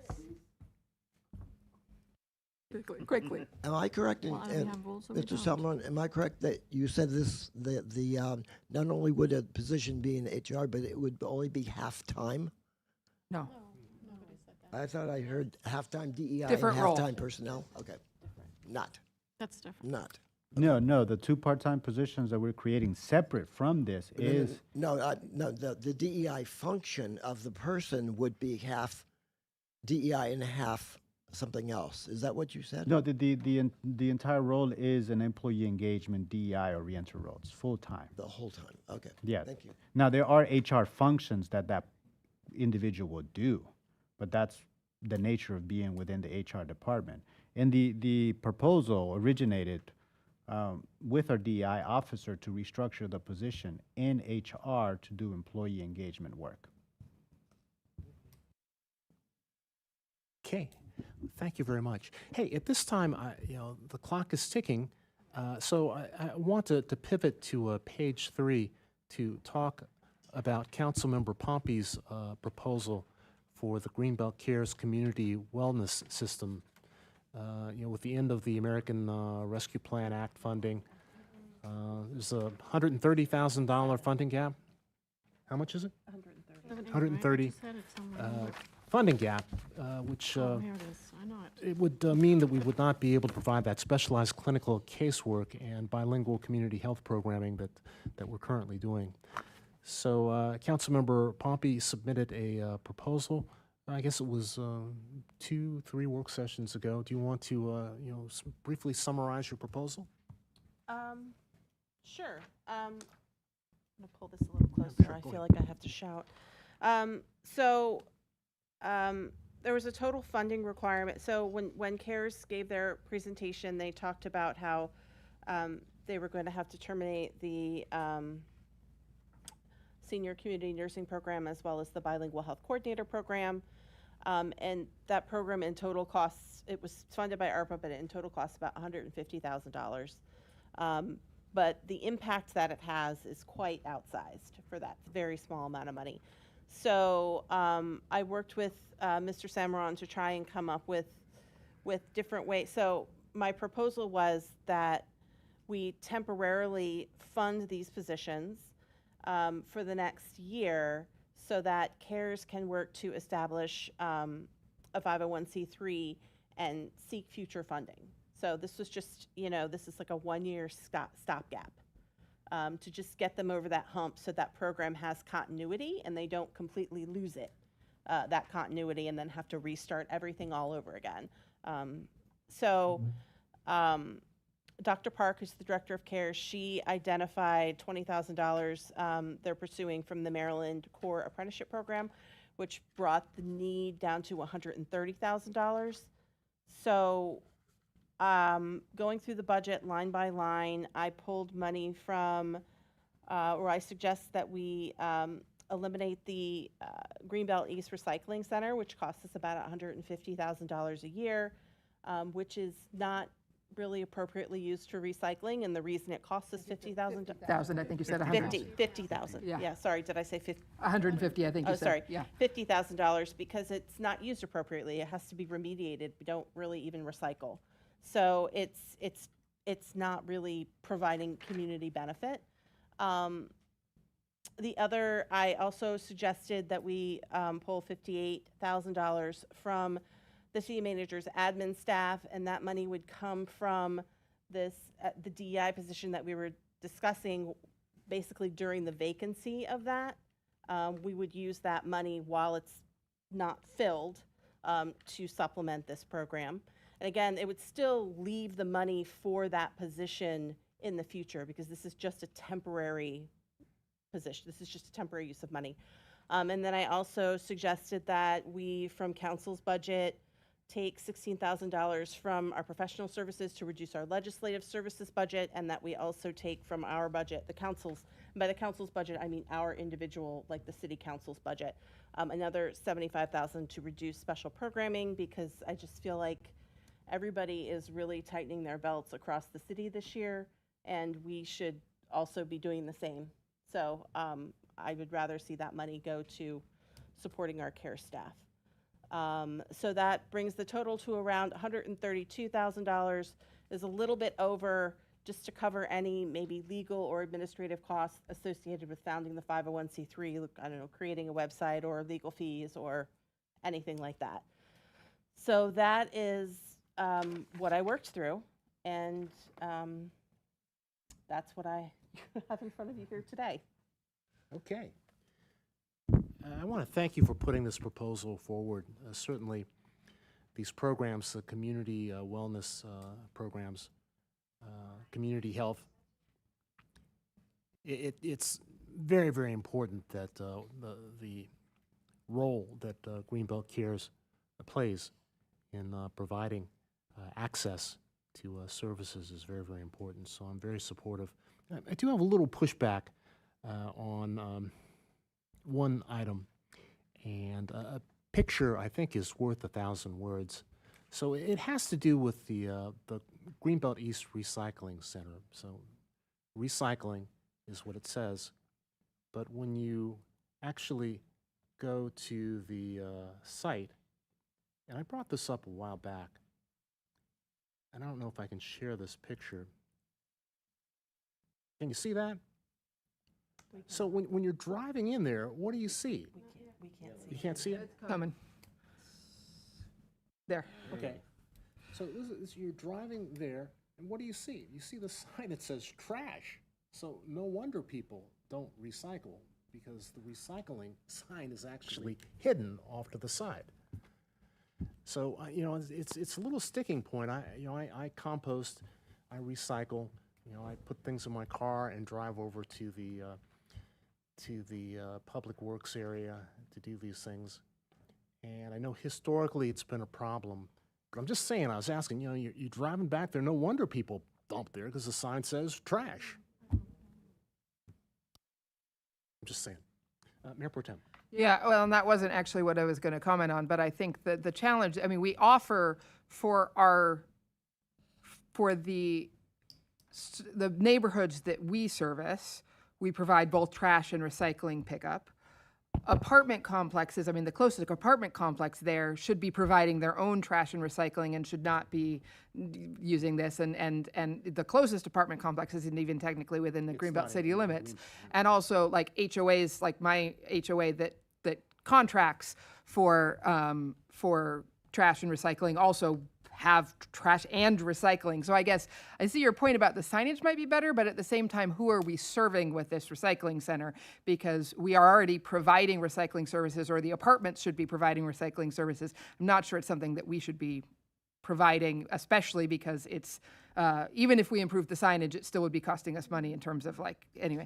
But what I actually wanted to ask, and maybe Dr. Park can answer this, is because I went to, so it's Gail's 25th anniversary today. I stopped by after most of the festivities were over, but I got a cookie. But the most of the festivities were over. But it sounded like, so there's the nursing supervisor that we've talked about, and then the bilingual community what was it called? Coordinator, health coordinator. But it sounded like there was, the third role was actually possibly, was part-time with CARES and part-time with the police, and was maybe going to be able to move all the way to police. So is as much funding as this necessary now, given that? So currently in the Gale program, we have the nurse coordinator, the health coordinator. Then we have the bilingual community health worker. But that's a full-time position that was ARPA funded. And we have a half-time funded position that it was a full-time ARPA funded position for case management, but to support the CIT program, that person works half-time now with the CIT program, and then she works half-time for us. So currently we have 1.5 kind of bilingual caseworkers in the program. So what I had proposed was the nursing coordinator, the full-time and the part-time. If council saw fit to do the nursing program and the one full-time, we would be thrilled. How much would that be? Do you, if we just did the nursing coordinator and the full-time community health worker? So I think that is what Jenny proposed, was just those two positions. I don't think she included. It wasn't all three? Because the memo makes it look like it's all three. I think so. Because it sounded like the part-time. Because I think the 150 included the part-time and the 132, because we had proposed maybe going to the AmeriCorps program. That's right. To cover one of the positions.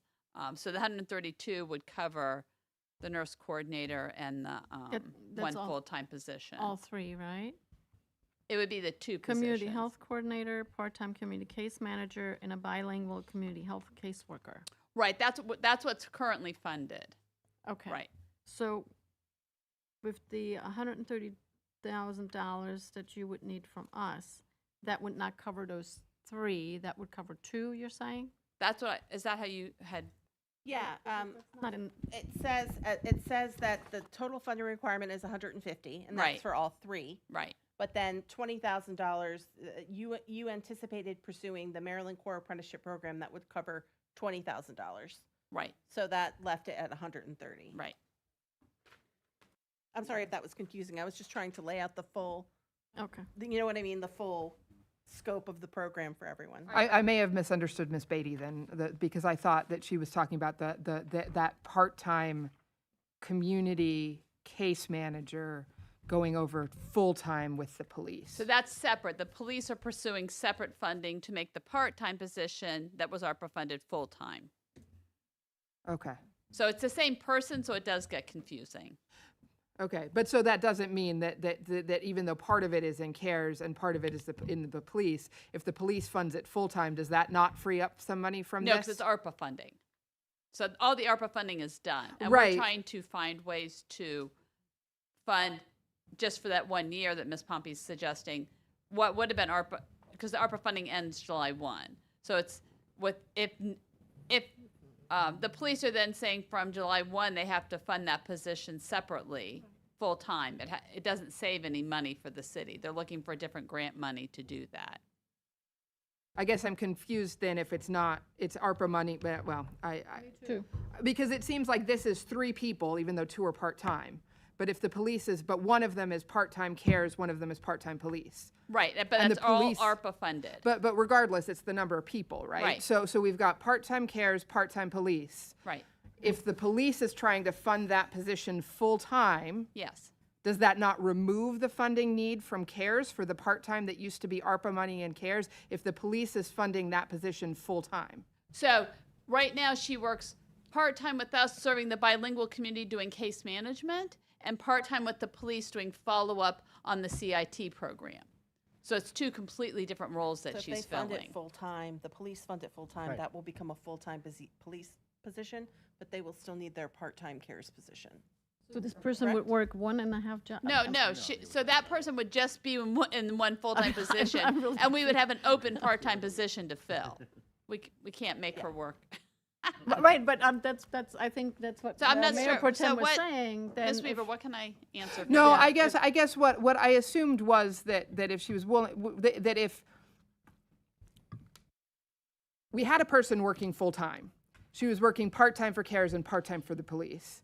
So I guess I thought that if she were working full-time for the police, that just, we wouldn't use that role, the part-time role, it would have been, yeah. I'm just trying to figure out, because I'm a little bit concerned about funding part of this position by leaving we haven't made a decision about the DEI role. I'm a little bit concerned about part of the funding for this coming from deliberately leaving that vacant. That just seems problematic to me. And Deliberately so I guess leaving I the was DEI thinking, position vacant, or I mean, that is where part of Ms. Pompey's funding proposal is coming from. For about a quarter. For about a quarter of this. And so I guess what I'm wondering is, although it would be wonderful to be able to keep all three positions, I'm concerned about funding the CARES positions that way. And it seems to me that keeping the nurse coordinator position and then the bilingual community health caseworker are the two most important to keep those 2 out of 3, and that maybe we should not at this time try to fund the part-time community case manager so that we don't have to use this sort of convoluted funding to fund it. right? So I believe that is what's proposed in the 132 is just those 2 positions. Okay, well, that's not the So way the memo reads. So maybe we just need to clarify this before Monday. Okay. That's where the confusion comes in, so. The memo makes it seem that the 150 minus 20 from the Maryland Core Apprentice Program funds all 3 positions. Yeah, and there is a partial funding that's coming from that 132. So it's 150 minus the 20 gets you to the 130. That third position, the community case manager, there's 2 pots of money. 20% will come from the state, the program that both Dr. Park and Councilmember Pompey have identified. We have a match requirement for that 20,000, and that's $7,000. So that $7,000 is part of the 132. So, and technically, yes, all 3 positions are being funded, 1 full-time and then 45,000 for the community health coordinator and the 35 for the community case manager position part-time. All 3 are being funded, just that third position, there's a city match requirement of 7,000 if we get the $20,000 grant. Yeah, so maybe we can spell it out, the 3 different positions and the funding for the 3 different positions before we vote on it on Monday, so that we separate them out into what are the costs for each of the 3 positions. Since I think in this memo they're all 3 lumped together, that would just make it clear. I can absolutely do that. I think I had done that in my original memo, so I'll go back to that and rework it. Yeah, so it's I more remember clear. seeing that email, I think, actually come to, now that I think about it. I forwarded this, you did, Yeah. I forwarded this email from Dr. Park to council. I can't seem to. So I can go zoom in. back and reword that and make it more succinct for you. Yeah. Okay. Yeah, no, this is actually, if we can just include this, if we could include this as part of, this is what I was missing because I had forgotten about seeing this listing since it wasn't in the packet. We included this in the A initial while conversation, ago, and I just, yes. there's, yeah. Councilmember Fritz. And just to clarify, this, I don't know if we said this today, but my understanding, and it says in the memo, this is one time, this is programmed as one-time funding to extend the life of the program for 12 months. Exactly, and so Okay. and we've begun to work on finding a lawyer to help us set up the 501c3, which hopefully would be set up by January, which then would give us time to start pursuing grants for next fiscal year. And I guess my question for the city manager would then be, because it's one-time funding, since the budget was transferred, have there been lapse opportunities that could help contribute towards this? This is a one-time expenditure. Could we hold things vacant just a little longer, or delay hiring, 3 months, 6 months, and to open up another tranche for this one-time funding? We do that as part of a regular process through the fiscal year. As we're getting closer to the year, we said, okay, how close are we to spending our budget? And if we need to hold things, we do hold things. So an example of that would be, I don't know how much Brian Kim wants me to put out the assistant director position, but one is the assistant director position for Public Works that's partially funded for the year. I know long-term it's not sustainable to keep that vacant, but that's an example of a vacancy that. We're currently hiring for the Calais manager position, right? Correct. That position, we expect to have that fill, and that in part because it's a business imperative. I don't think that, I don't want to risk having that vacancy because it's our police accreditation, right? I don't think we can afford that one. And likewise, the economic development person. Correct. It's been vacant for 6 months. It has been, and we've done the final interviews, and we're close to making an offer, so. Mhm. Okay. Hey, are there any other questions, this discussion that we're having? Yeah, Jay Davis, please. If I, Oh, please, I'm sorry, if- Council, while you're is headed that up okay, there, Jay? why don't you go yeah, ahead? I mean, so I will just say, about sort of the vacancy in the DEI position, if we end up restructuring it, I really was being thoughtful in my thinking was that it will take us a little bit of time to structure the position and then to figure out where we want it to go, to hire the position. So it was, I was thinking it might take us 3 months to do that. I don't think that's unrealistic to think. But, it could be less, and then we sort of have to figure something else out. So anyway, and as Dr. Park said, it's really just the 2 positions that are the most important. So we can also scale back to that. I'm completely willing to do that. I think, you ask for as much as you ask for everything, and you take what you could get. So that's always my way of going forward. So sorry about that, Ms. Davis. Jay Davis, please go ahead. Yeah, Jay Davis, Greenbelt East. I want to commend Ms. Pompey for being very creative and trying to save some positions here, and especially since those positions affect the senior population, especially in some of our special needs people.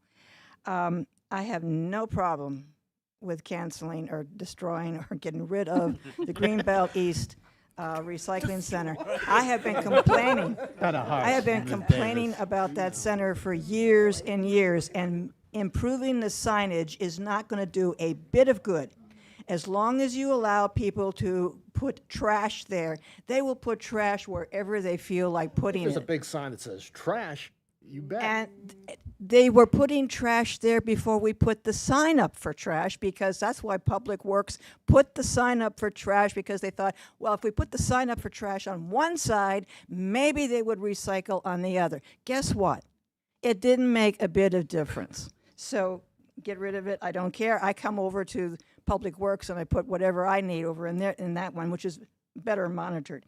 As far as your professional services, which is the legislative services, you are not getting the money for what you put in. I mean, I look at the amount of money you put in for legislative consultation, and you are not getting your money's worth whatsoever. Your best thing to do is to get somebody on the legislative committee of MML who can at least get some of the background, and then maybe do some other consulting work. So whatever you can do, whether you can make it for 1 position, 2 positions, 3 positions, or whatever you can, that's great. But I am a little concerned by taking that money out from the DAI. You're kind of conflicting with your plan to try to do something with the full amount. So you're going to have to work that out, and I'm sure you will do that by next Tuesday. Thank you. Well, thank you very much. Any other comments on this topic? Because at this time, I think Yeah, that's next. That's next. Yeah, that's, so I'm proposing that we move, there are two separate proposals that council members have put forward initially. I don't know how we're going to put them both up on the I screen can at the do that. same I time. put them in the same spreadsheet. I combined them already. But I hope you don't mind being like it's pink. getting close I'm- to 9:30 and the pizza's getting cold. That keeps us being cold. Yeah, I was gonna say almost. Yeah, so I know the text may be a little bit. Yeah, please, Mr. Summerall. So before you go into recognition groups, Ms. Gaiman has a question. So I feel like I'm not real sure about what I should change in this budget. There are the first 5 items, and then we went to other items. So the idea is that on the 26th, I need to have the final numbers there. So I need some direction. I can make an assumption that all of this is approved, and I can increase the budget by this 199,000, 746 for these 5 items, and sort of the position things that, that's not so much, but I certainly need some direction. So I would say well, no, we're in a work session, but yeah, I would put from what I heard from council, the 5 items, proposed expenditures, I would put them in as marked. And there may be some discussion when we actually vote on them, but Sure. I would put them in. And same thing with the positions. Okay. I think the one that there seems to be the most discussion about is item 7 on the non-monetary requested changes. It didn't seem like, and then I think, so for the fund the CARES nursing program, I think if we can separate out a proposal with the 2 positions versus all 3 positions, and then maybe we can discuss, and I realize that means maybe coming up with 2 separate sets of numbers, but I think that one we haven't totally worked out yet. And then I would actually suggest that for number 7, that maybe talk to Councilmember McKinney, because I would like to have her put forward a proposal for that, and figure out what the budget implications are for that one. That would be my suggestion. I'll defer to Councilmember McKinney. What I heard is, a real interest and desire to talk through the proposals, to think about it, talk about it a little bit more, but retain the funding in such a way that it could be allocated as council and the public Yes, I want wish. to maintain the funding and for us to have a council work session to determine what the structure and the role should be. I think what we can do is, so the position itself moving forward won't exist as it's currently structured. We would have a DEI initiatives office with the full $150,000. So that would make item number 7 mute. We can just strike that from the list of non-monetary changes. I heard you say that funding would be in professional services as a place marker. It's going to stay as a personnel. We'll leave it as personnel because it would be easier to move it out of professional services. The only challenge we will have is it's an undefined position. It will be a position, and obviously council would have to approve it and whatnot, but it will be in that account. The other item on this list of 8 things that would have an impact to that would be what you choose to do with number 3. So what we can do is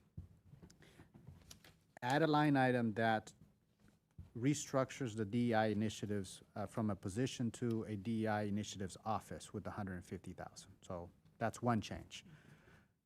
How you structure item number 3, which is that funding CARES nursing program, that money will be there if you are choosing to use that vacancy for that function. I can tell you now that at least the first month, we're not going to have a position ready to go to fill that vacancy. And so if you break up $150,000 over a 12-month period, you're looking at an immediate savings of $12,500 just because we won't have somebody sitting in that position come July 1.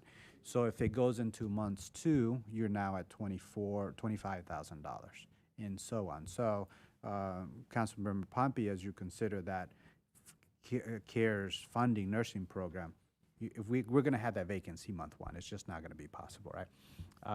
So you'll have at least 12,000 there. I'm still a little concerned about the $58,500 that's in your plan, Councilman Poppy, because that is how we get to the $132,000 for CARES. And so when I bring the budget back to you, I will either have this in as a reduction, as it is on this sheet.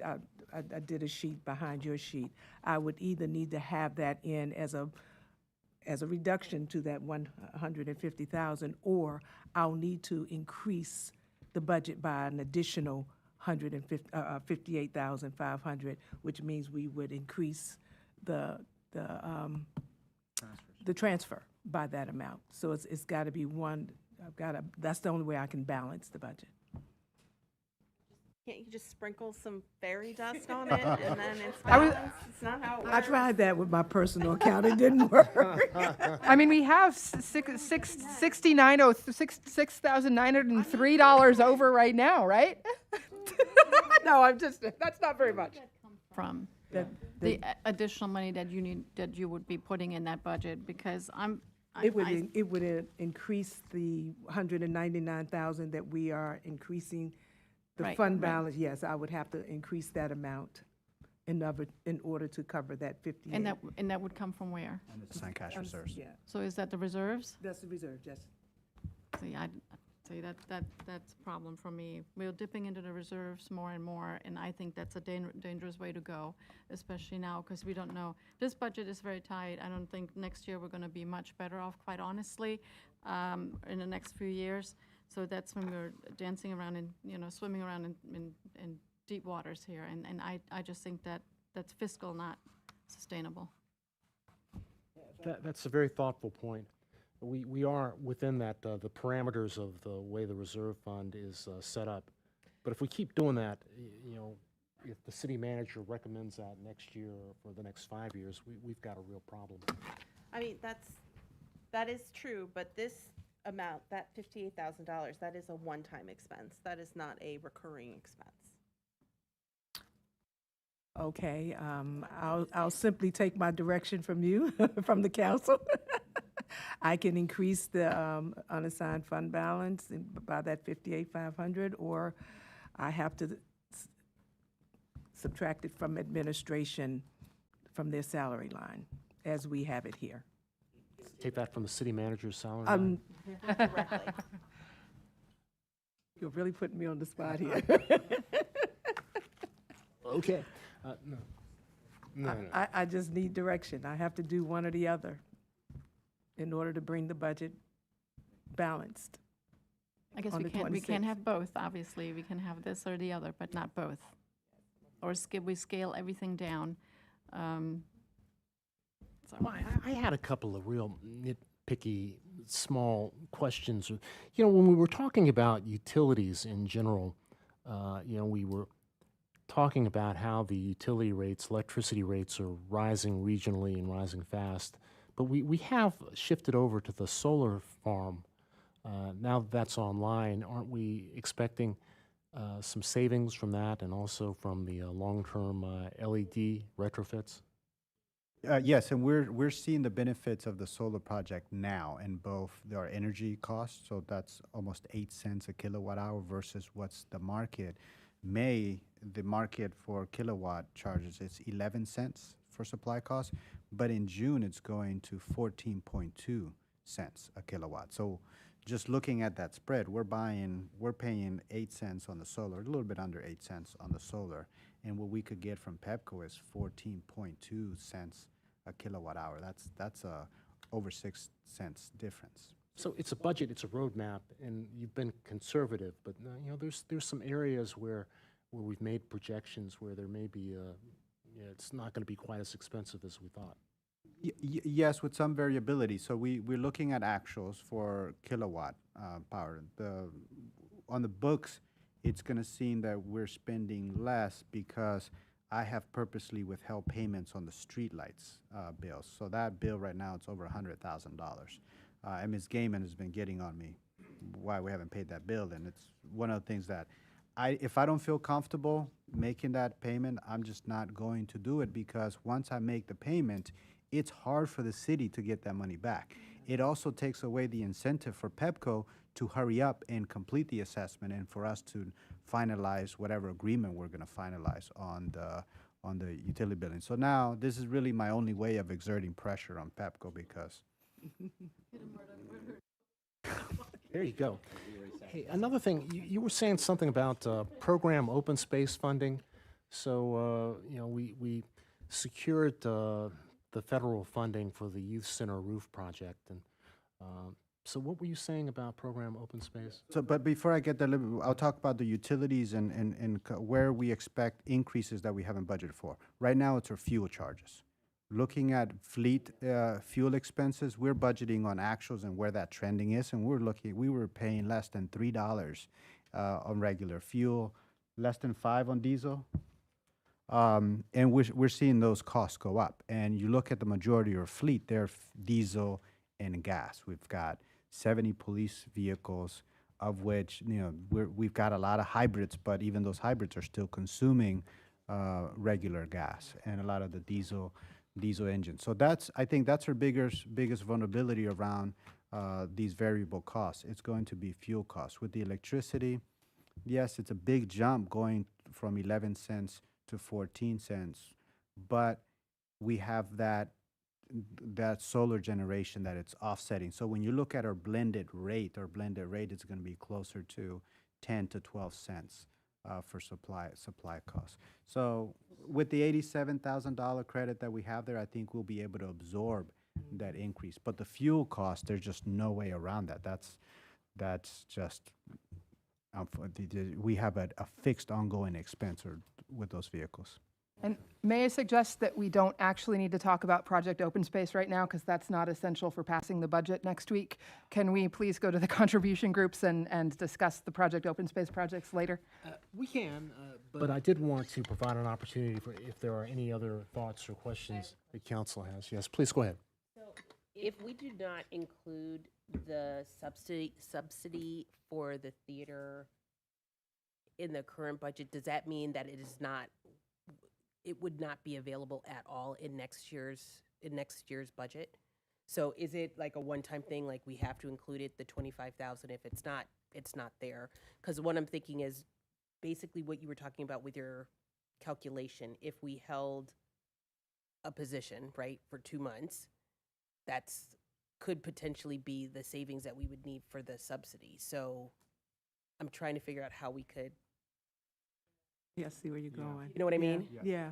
So from the budget perspective, the budget is the appropriation authority that we have to spend money. So if there isn't a budget item for us to spend against, we don't have authority to provide that expenditure. We have to come back to council at Right, some point right. within the budget year, but it's not that we could not do that.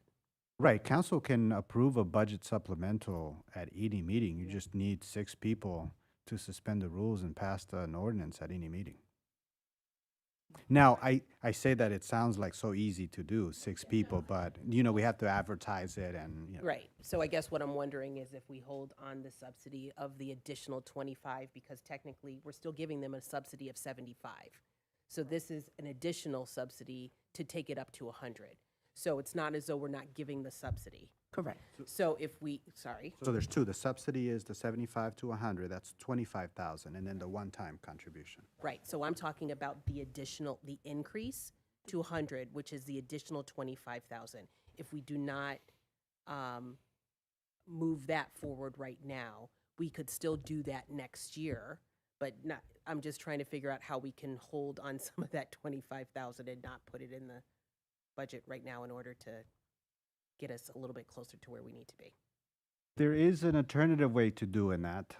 We can leave the subsidy, whatever council wishes to leave the subsidy, and instead of breaking it up over 12 months, we can front load it.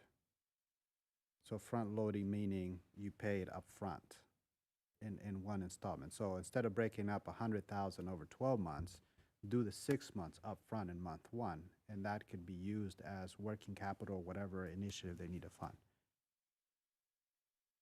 Then that gives you time to then come back and say, okay, at what point do you revisit does the budget allow for an additional contribution, or do you do a budget supplemental to bring money in?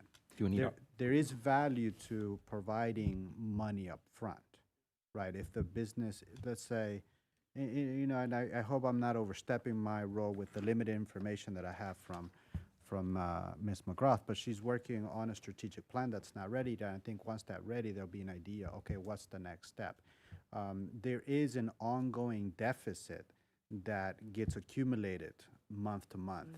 And at the end of the year, that's $40,000. So if you look at that growing deficit, it's about, what, a $4,000 or $3,000 operating deficit every month, and at the end of the year, that accumulates to a $40,000 deficit. So in some ways, you could look at, okay, what's the delta of the operating deficit? That's at $3,000. So you could decide to front load, add in the subsidy and front load that deficit, and then check in at a certain point in time. So two ways to look at it. Look at the whole amount and think about the timing of those payments, because the timing of the payments can make a difference for the business. I don't want to confuse the matters more, but it still needs to be in the budget. Right. But we wouldn't authorize, you would need authorization from us to space out the current payment structure differently? I think I would need an understanding at minimum. I think when we put it in the budget, we don't explicitly say that it is a monthly distribution. That is regulated by the operating agreement that we have with the cinema. The operating agreement says we will provide you X dollars as an operating fee, and we will break that up in installments, monthly installments. That is what guides the installment schedule, but that's not in the budget. So we could do a voice vote to authorize an upfront payment or a operating addendum. I don't think Ms. McGrath will object to a upfront payment or an addendum that allows the flexibility.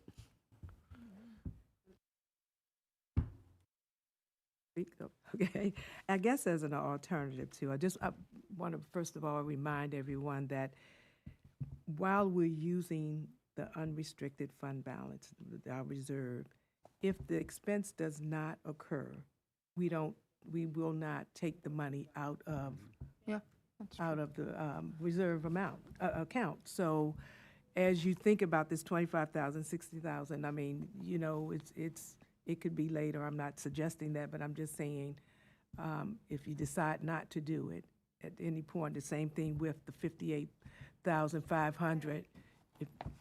So here's what I'm going to ask now, hearing you say that. So what if we did put that 58,000 whatever, we did put that here as proposed for a reserve expenditure, but then, you know, we would use the DEI vacancy, and then once that's filled, or if it gets filled, then we could use the money from the reserve fund? Yes? Or not. Could that work? Or not? Or we not. could Or never not use is what it I'm because emphasizing. the position stays open for however long. Right, So exactly. if we authorize it from the reserve, exactly. but doesn't go out of that yet. That would sort of give us a little bit of a, like, it would give Time. us time, but Yes. it wouldn't like put pressure so much on the DEI position, like we have to keep it open. It would be more, you know, if it was open and we could use the money, we could use it, and then if it's not, I don't know. Stays in the account. I don't Yep. know. And it goes back in the pot. It would Goes just go back back in Money the pot. that doesn't get utilized at the end of the year.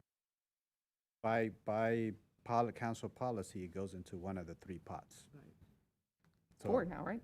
I'm sorry? 4 now, right? 4 now with Yeah. the grants matching contribution, right? Hey, I have one more question. So, you know, we're moving forward as a body with collective bargaining for all of our employees. So I'm just wondering, thinking ahead in the budget, how are we accounting for the possible expenses that would be resulting from that move? Very limited, Mayor. We've kept the legal expenditures to what they are in fiscal year 2026. So there's some room there.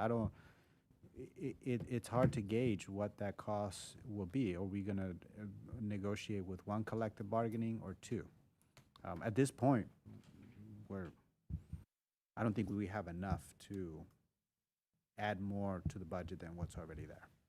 But there is a possibility that we'll come to council asking for more legal funds. Necessary, yeah. Okay, well, let's go ahead and move to the. Answer your question? I don't think we did. So it sounds like, so I think instead of taking it out of holding the DEI position open, we add it to coming out of the reserve. Is that what we're That would be my agreeing? recommendation. Yeah, I think Because if you yeah. don't spend it, it will remain in reserve. I think I would still like to see a breakdown of the 2 CARES positions versus the 3 CARES positions to see the difference in that. But rather than the excess coming out of holding the DEI position vacant, I agree that it makes more sense to have it come out of the reserve. Thank you so much. Okay, let's move to the discussion about the contribution group support. And Mayor Pro Tem, you have a spreadsheet. Yeah, so it's a little Can you bit. Make that a little bit bigger. Not, and show all the columns. So this is putting, now so the blue is the proposal from the review committee. The green was my proposal, and the pink was Councilmember Pompey's proposal. Okay. What order do we want it? Alphabetical, amount, order we talk to them? Alphabetical? I think so. Okay, Sure. that's alphabetical. Okay, so just looking at the proposals, I don't think there's any change recommended for Babe Ruth baseball. It depends on whose proposal you're looking at. We have them narrate their proposals, and because I think the memo does a good job of that. So I think it'd be easier if they just say what they're each proposing. I mean, my proposal made fewer changes than Councilmember Pompey's. I proposed that, while I appreciate very much that, and I guess I could pull up it's in the memo, but I appreciate very much what Grace is doing. I just don't think it fits in a contribution group. Oh, thank you.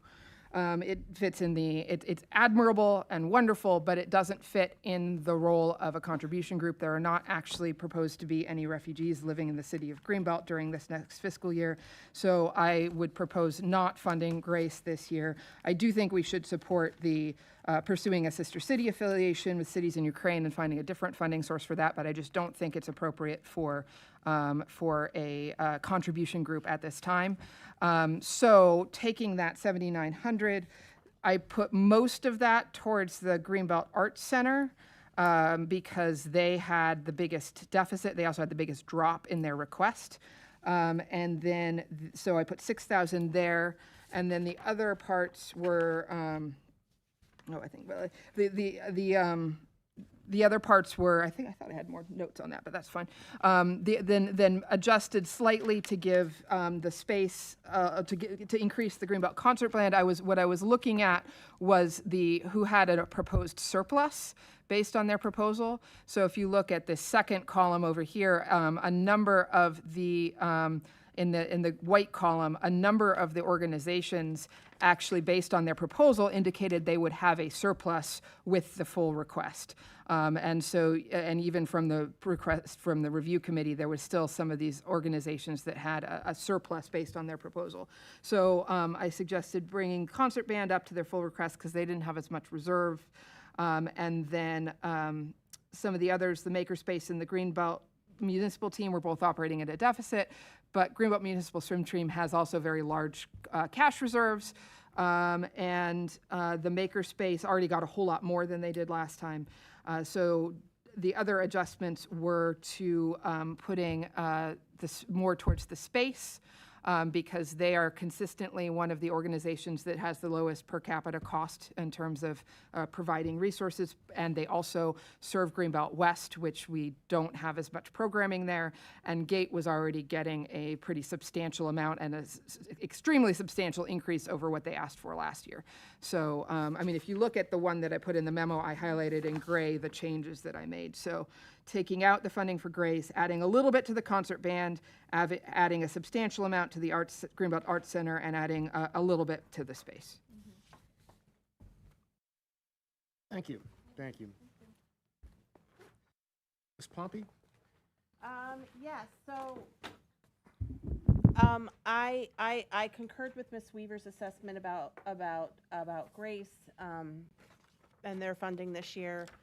And then I also proposed reducing the grant to Gate to $10,000 because it was just such a substantial increase over what we've ever given them and what we gave them last year.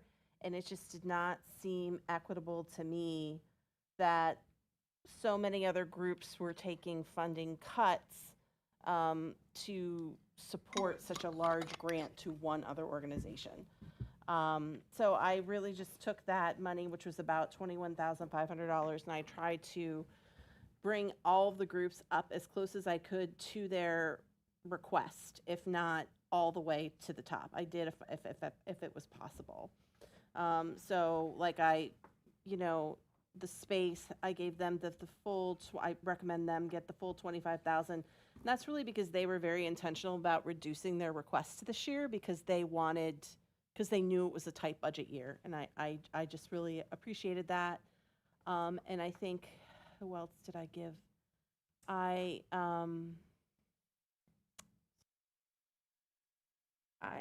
Can you bump it over so I can see? I'd like to see their request.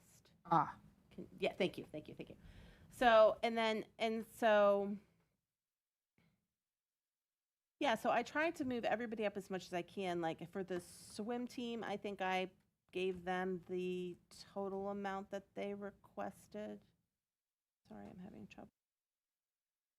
Like the Greenbelt Boys and Girls Club, I gave them the total amount they requested because I tried to think about groups that have an outsized impact with the money they have and who serve a lot of residents and who are very intentional about their funding.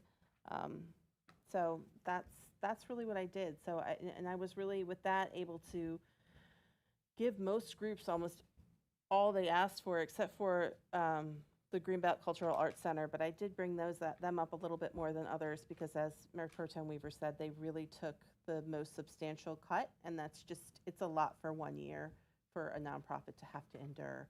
So I thought if we could help them a little more this year, it would, better prepare them for future years.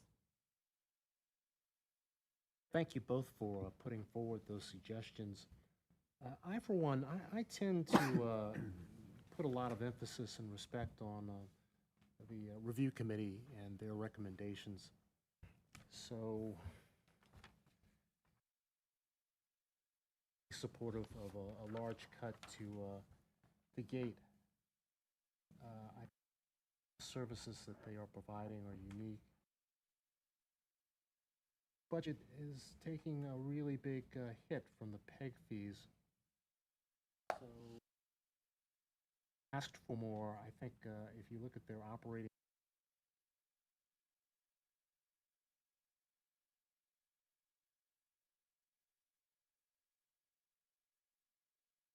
the same amount because I think that they're both very, very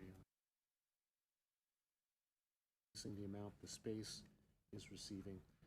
I think the space is really, they're kind of expanding. They're looking at programming out.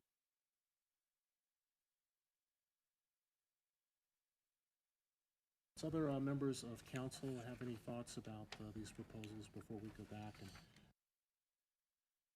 speak on them? I was going to say the orchestra and the concert band did not ask for the same amount. Yes, I know. So.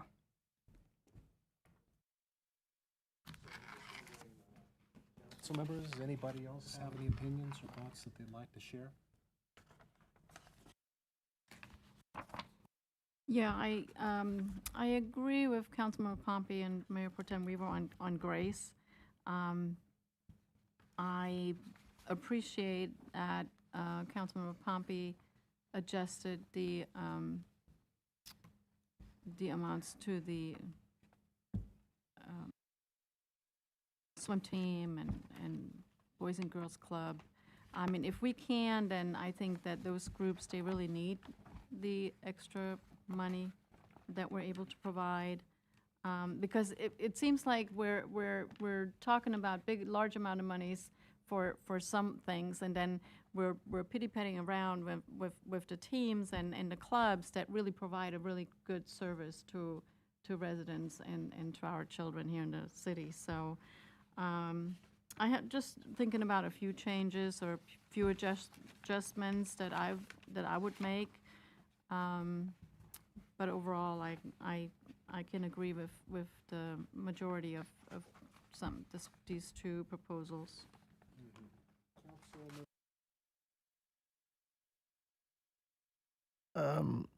Yeah,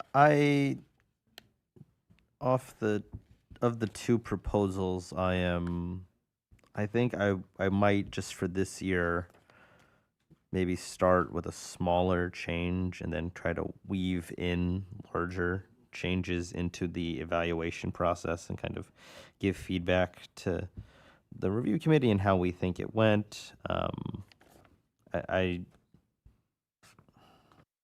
I'm not sure how much I want to dive into it, especially to Councilmember Pope's point. Some of these are like relatively small shifts. I don't have a fully hardened opinion yet, but looking at the two, my instinct tells me perhaps we might want to try to funnel changes more through the review process next year. But I understand the point that, there's similar points being made in both budgets. So I understand.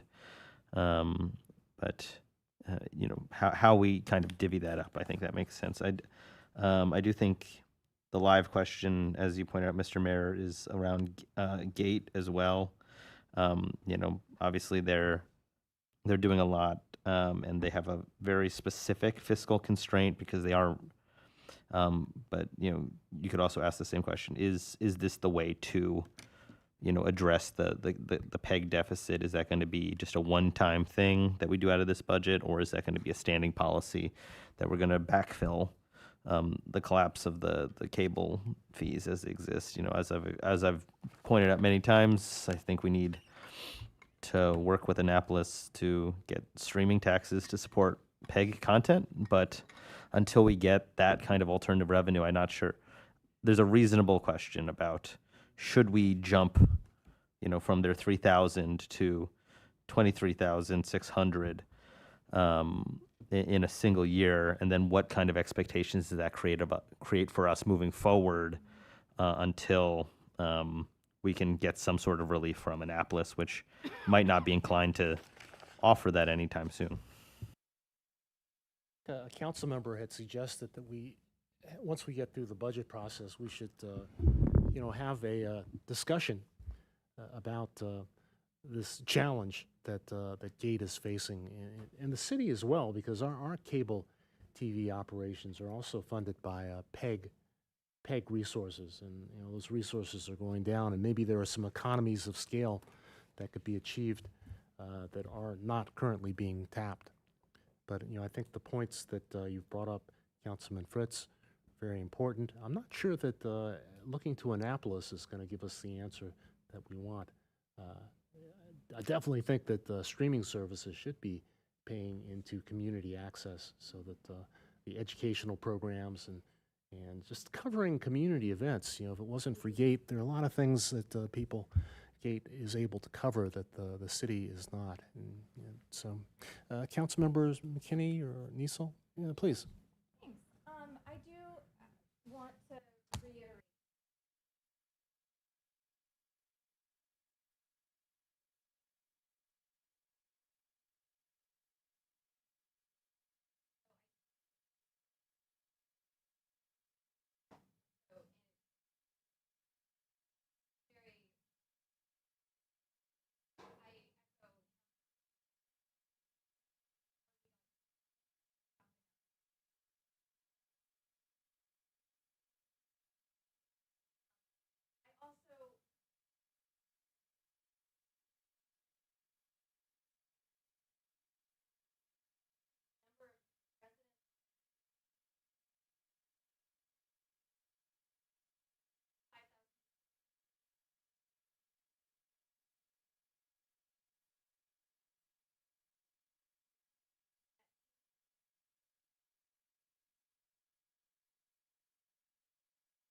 That's not spectators, though. I'm sorry. I'm sorry, Ms. Nisso. We're not able to pick you up on the microphones. So I'm sorry. I know. I'm sorry. Well, then good. I'm glad that you didn't catch me making my mistake. I won't repeat it. I was just, so to reiterate my point, both the Gate and the cinema already receive a great deal of funding from the city through other aspects. So Gate, through the PEG funds, they receive a great, it's 50%? Two-thirds. Oh, okay, so 66%. So the Gate gets 66% of the PEG funds that the city receives. We gift that to them. And then the cinema is currently on a $75,000 subsidy per year. So I just want us in this very, very, very stringent budget cycle to be really mindful of where we're choosing to use our tokens, like really, really, really. So I will pick on two people. The Art Center, I'm very, very concerned that this is a second year that we are getting a pretty big request from them. I have not seen a lot of, okay, I'll stop there. And then the other one that I have an issue with is the Greenbelt Business Alliance. The project that we were supposed to be funding is a mixer, a gala in January. And I just simply, in this fiscal climate, do not think that that is the right place to go. I think that there are a lot different things that we could be doing with that money, and that, quite honestly, that the Greenbelt Business Alliance could be doing with that money. And I do not want to fund a gala. Oh, yeah. Councilmember McKinney, do you have any thoughts to share? Yes. So I appreciate Mayor Pro Tem's proposal as well as Councilmember Pompey, and I'm wondering if there's maybe a delta. It seems like the big thing, the big difference is within the Gate funding, and I'm wondering, bless you, if we could look at the delta of that. So there's a difference of 23 and then 10. I'm willing to actually withdraw my proposal and go with Ms. Pompey's because I was trying to not make big changes. But I think it's a fair point that we do, that Gate, and actually looking at Gate's proposal, 12,000 would cover the lowering in the PEG fees between last fiscal year and this fiscal year. So 10,000 actually covers almost the difference between the drop in the PEG fees. 12,000? No, it's I just had it pulled up. The difference is 12,000. So you would agree to 10,000? Is that what you're saying? Yeah, I'm saying that, because I think all of the others are very similar. Okay. I don't know where I had it. Might be sense. No, let's talk about it a little. I kind of liked where you were going, Councilmember McKinney, splitting the difference between the 23 and the 10, the 15, something like that for Gate. Increasing the spaces allocation. Some members of the public here who may have some things to say. Councilmember Pope? And I do, thank you, Councilmember Niesel, for catching the $4,000 for the gala. I actually had it highlighted myself, and I did not mention. I think because we're so fiscally restrained, I think $4,000 for a gala. I don't think that's necessary in this budget.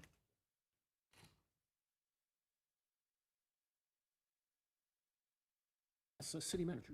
Mayor, I've got Ms. Gaiman asking for numbers here on my left Okay. side. So I goes real quick. I've lost track on the Grace. I had three on board with Grace, potentially fourth, with zeroing that amount. That's Ms. Pompey, Ms. Weaver, and Ms. Pope. Ms. Niso and Ms. Kinney. Okay, so then that's for Grace will be zero. Okay. On Gate TV, I heard three, potentially a fourth. Ms. Weaver, agree with Councilmember Pompey. On the 10, I heard, Ms. Pope and Ms. Niso, that's 4. Wait, now. What about 15? 10, I mean, that's a pretty big cut from what our advisory, that's, these folks that we asked to review the proposals. They Gate make asked for $65,000. I know how much. Mayor Pro Tem, stop telling me. They asked for a whole lot. Yeah, so I would say if we could maybe half that to about 15, you know, I just think that Gate does some incredible work that nobody else is doing. They're out in the community covering things. They're teaching classes and animation. You don't see those anywhere else, so. Yeah, I'm just saying. It was Please, 87 Councilman to. Fitz. Yeah,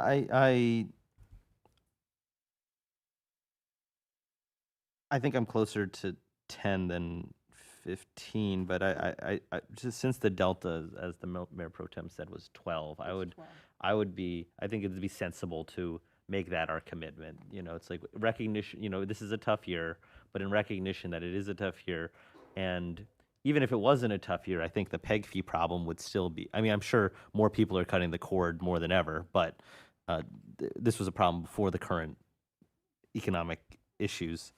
But I think if that's the delta from the last year's PEG fees to this year's PEG fees, Yes. I think that would be a sensible number. 12? Where are we?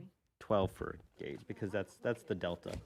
Yeah, if I may, I would be amenable to that, to using, if we maybe, the Greenbelt Business Alliance line, if we bring that down to 2 and we bring Gate up to 12, I think that I would be amenable to that. I don't know. I think that's sensible, and you know, encouraging the Business Alliance to fundraise for the rest of that money, I think is a very valid ask in this budget year.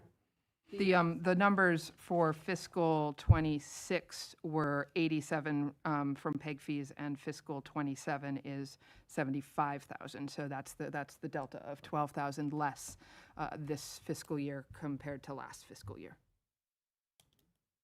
All right, so I have Gate TV for 12,000.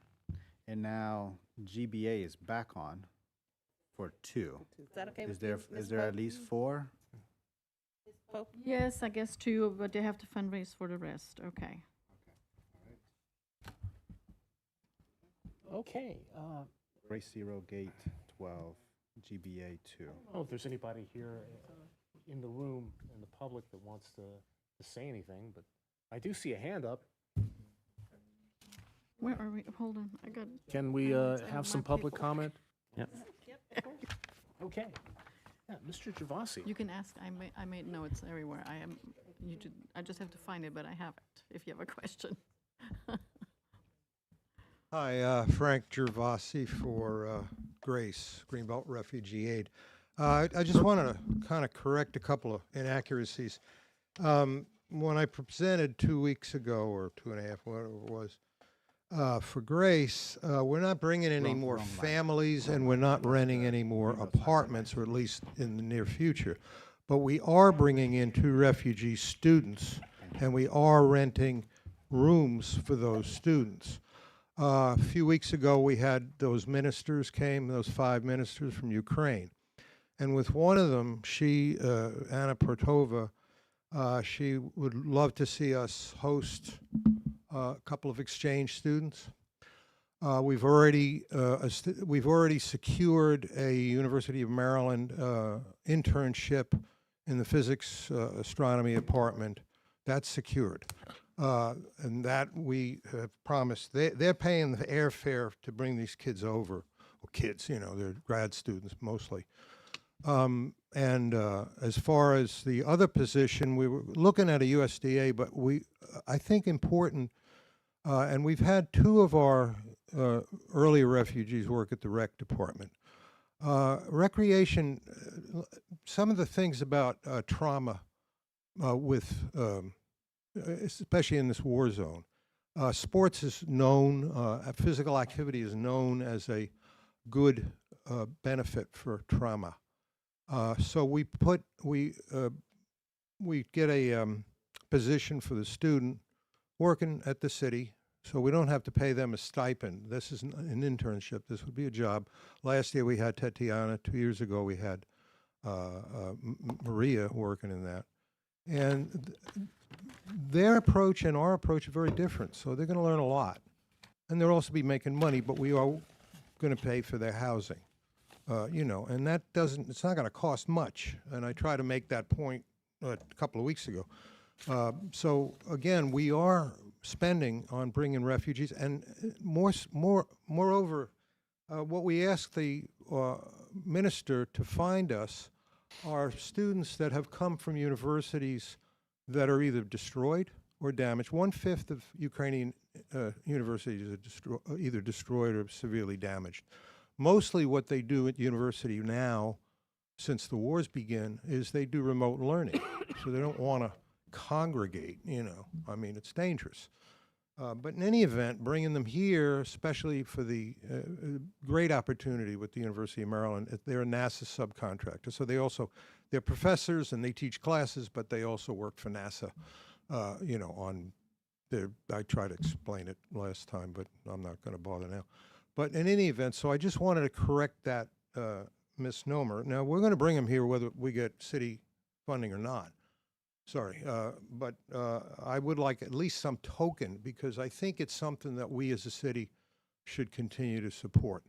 I mean, we're not asking for a lot. We don't even need what you're asking for. We'll raise that money, but I would like city participation just because I think it's the right thing to do. Thanks. Mr. Orleans, you had something?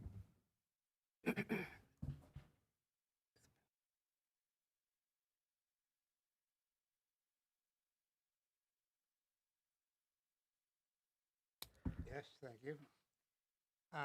For a long time, I had hoped to interest more green builders that have evidenced interest thus far in Greenbelt and Greenbelters paying more attention to international affairs. To a lesser extent, and it's much lesser than I appreciate, the Peace and Justice Coalition does. Occasionally, there will be informal discussion groups about this issue or that. And occasionally, the Real Meal will show a film that may bear on. As it happens, Greenbelt had a sister city relationship with a city in the Soviet Union 40 or 50 years ago. I don't remember where in the Soviet Union it was. Maybe Ms. Davis would recall. I think the idea of establishing a sister city relationship with someplace in Ukraine or elsewhere, or many elsewhere, is a good idea. I also think, frankly, that it would be useful for our species to advance rather than lessen the impact the UN has. We could create a United Nations Association in Greenbelt that would be supportive of international work. But absent any of that, I think, apart from the fact that I haven't contributed to GRACE because I can't afford it, I think GRACE is doing valuable work, and I think its work should be expanded, and council should vote to support it. Well, thank you very much. Thank you. Hey, is there anybody online making a comment or wishing to make a comment? No. Okay. So at this point, I want to thank my colleagues for the thought and constructive dialogue that we've had, respectful of one another's opinions and always thinking about what's best for our residents and the city. I definitely want to compliment, provide some appreciation to Mr. Summerone, Mr. George, to the senior staff members, and to Ms. Gaiman for putting us in a position where we can have this discussion and make the decisions. So we'll actually, on the 26th, these changes in the final proposed budget ordinance will come before us, and the tax rates. And one thing, we will need a supermajority in order to kind of move that forward. So make sure that you have the 26th on your calendar, because we all need to be here. So that being said, we are going to talk about the schedule briefly, or as long as you guys want to talk about it. But I see Ms. Pope is waving her pencil. I have a question, because I think we've not talked about the space. There are two different proposals on the table here. I'm withdrawing my proposal. I'm withdrawing my proposal entirely. I am happy to support Ms. Pompey's proposal. Because, okay, I was going to suggest that we give the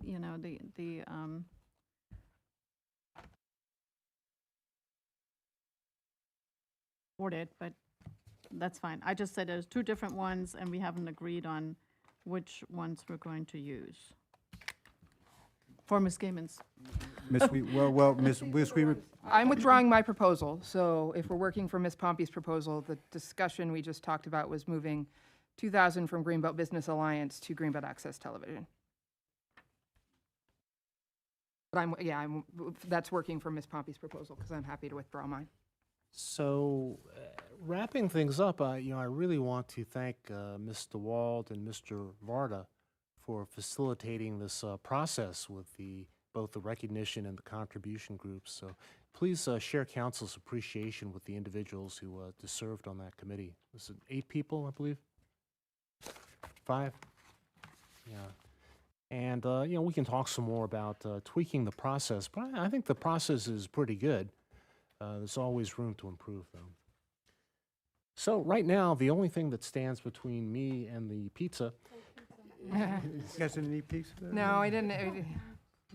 is we're going to talk about the schedule a bit.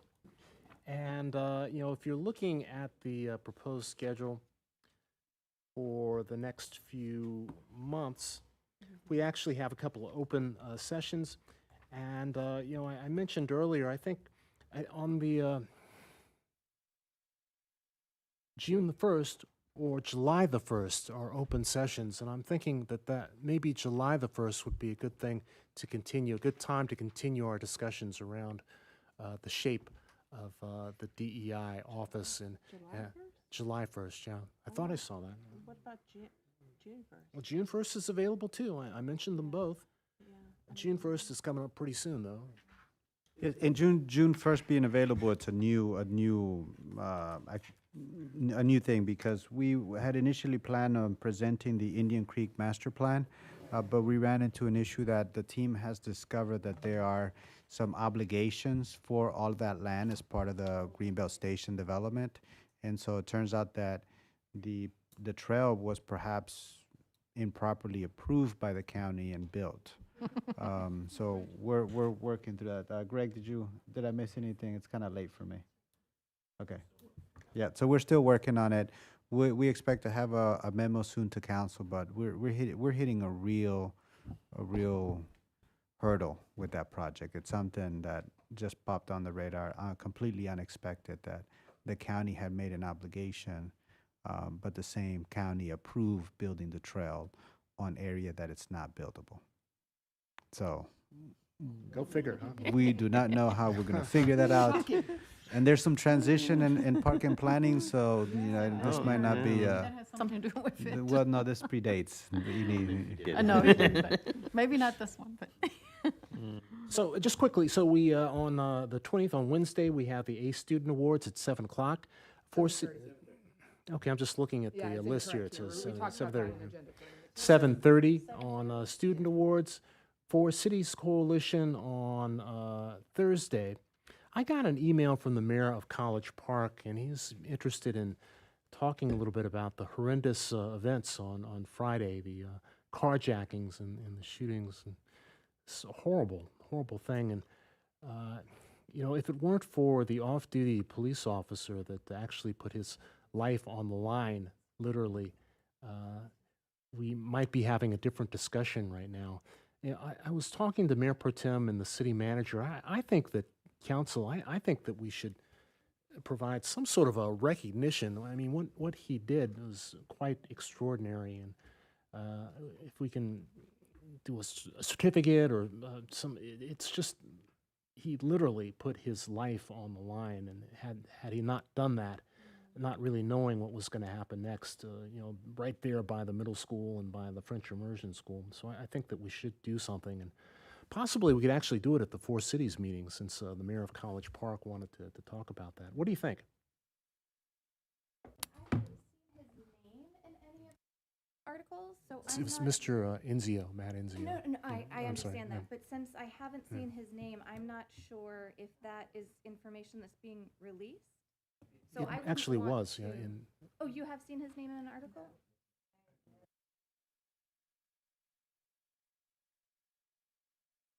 Yeah, he posted it on Facebook. And it seems very deliberate that they're not naming the officer, so I wouldn't want to do something that is against what PGPD would want us to do. Because the chief did praise him on his actions, you know, but yeah, his name was not mentioned in the press conference. That's correct. But there might be a reason. I'm not sure. Maybe we should just check if there's a reason. Yeah, can you check into that, Maybe please, privacy Mr. reason. City Manager? Yeah, just to make sure, because we don't Yeah. want to. Sure, Yeah. I don't think we may have verification by Thursday. Yeah, I think we might not be able to do it by the four cities. Okay. And I But I'm think, just saying, what he did was extraordinary. So well, think that I we definitely- wholeheartedly agree, and I think maybe the extraordinary heroism might be more fitting to have a separate function than at, say, a four cities coalition where, you know, the meeting starts at 7, dinner set up at 6:30, and it kind of moves fast from that. It's just that, Yeah. you know, it started in College Park, and I believe it happened, Berwyn Heights and New Carrollton was involved. Well, it was over 5 jurisdictions. I was not on lockdown. Yeah. Councilmember Fritz. Did we decide on June 1st for the DEI code? All right, I didn't. I don't necessarily want to wait till July. But I also want to make sure we have all of the information Right. back to have an informed decision, and that council has an opportunity to have their thoughts together. So, Do you want to pencil it in for June 1st? And I would like more time to engage the public. Like, Okay. there's been a robust amount of public comment on this one item, and I do think maybe giving people a little more time than, 2 weeks notice. so alternatively, do you want to look at the work session on the 24th? I think the 24th would be.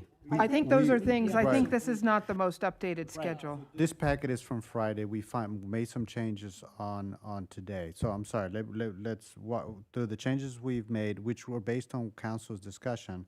The 24th, June 24th, we set that as a meet and greet. We've got Tim Adams for the 29th. Oh. What other dates do we have? Council has an July executive 8th. session on one of those dates. July 8th is the advisory board interviews. And I'm sorry, Mr. Mayor, what would you say? Council needs to have an executive session on the 24th or the 29th to talk about contracts and evaluation and things like that. So that should be, we talked about that before. Yeah, so we have that scheduled for the 15th. So that's, No, not, 15th. I think what the mayor is talking about, he wanted to have a separate council discussion before that. Yes. And I think it was, it might be easier to do it on the 29th, the one with Councilmember Adams rather than the meet and greet, because the meet and greet is going to be at Trom Hills. Yeah, that's fine. That's fine. I just want to make sure that's down there. and for the 24th will be Trum Hill. We've got Kona Ice. We're purchasing ice creams for 75 people. So. Okay, so let's see, the Board of Elections on the June the 3rd. So I think the DEI conversation probably needs to be July 1st, because if June 1st is too early, then the next free date is July 1st. I don't think that the discussion is not going to happen. I think there's going to be continued public discussion. I think that we want to give people a date that's far enough out so there can be a focal point for all the people who want to be engaged to either get their comments in both ahead of time if they can't make it or plan to attend. I just really like to talk about Ms. McKinney's proposal because I think it's very interesting and I think we should talk about it. I would prefer to go and have the conversation on June 1st. I don't think that it should wait, but I also don't know that everything is going to be decided. So I think we could start the conversation on June 1st. I agree with that. People to think that's the main time we're going to settle. And I know we wouldn't vote on anything, but I don't think we're going to set it. I'd prefer to have a conversation sooner rather than later. Okay. So June 1st, that's what? Yes. June 1st. Let's start a discussion June 1st. Okay, okay. And like Jenny said, it probably not going to be the end all, but we can start this. I'd prefer to And I have it feel on like June that's 1st. 2 weeks. That's enough time for the public to know that it's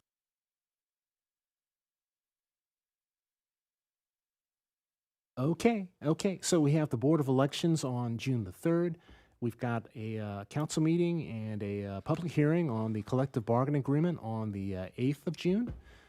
We've got the cemetery master plan and budget process discussion to pay for that master plan. No, that's Okay. not what that is. Okay, what is that? That's about talking about how the Oh, budget oh, oh, process okay, and, okay, and, yeah. and feedback on how the budget process worked and improvements we can make for next year. Okay. And then we're off to, most of us will be attending the Maryland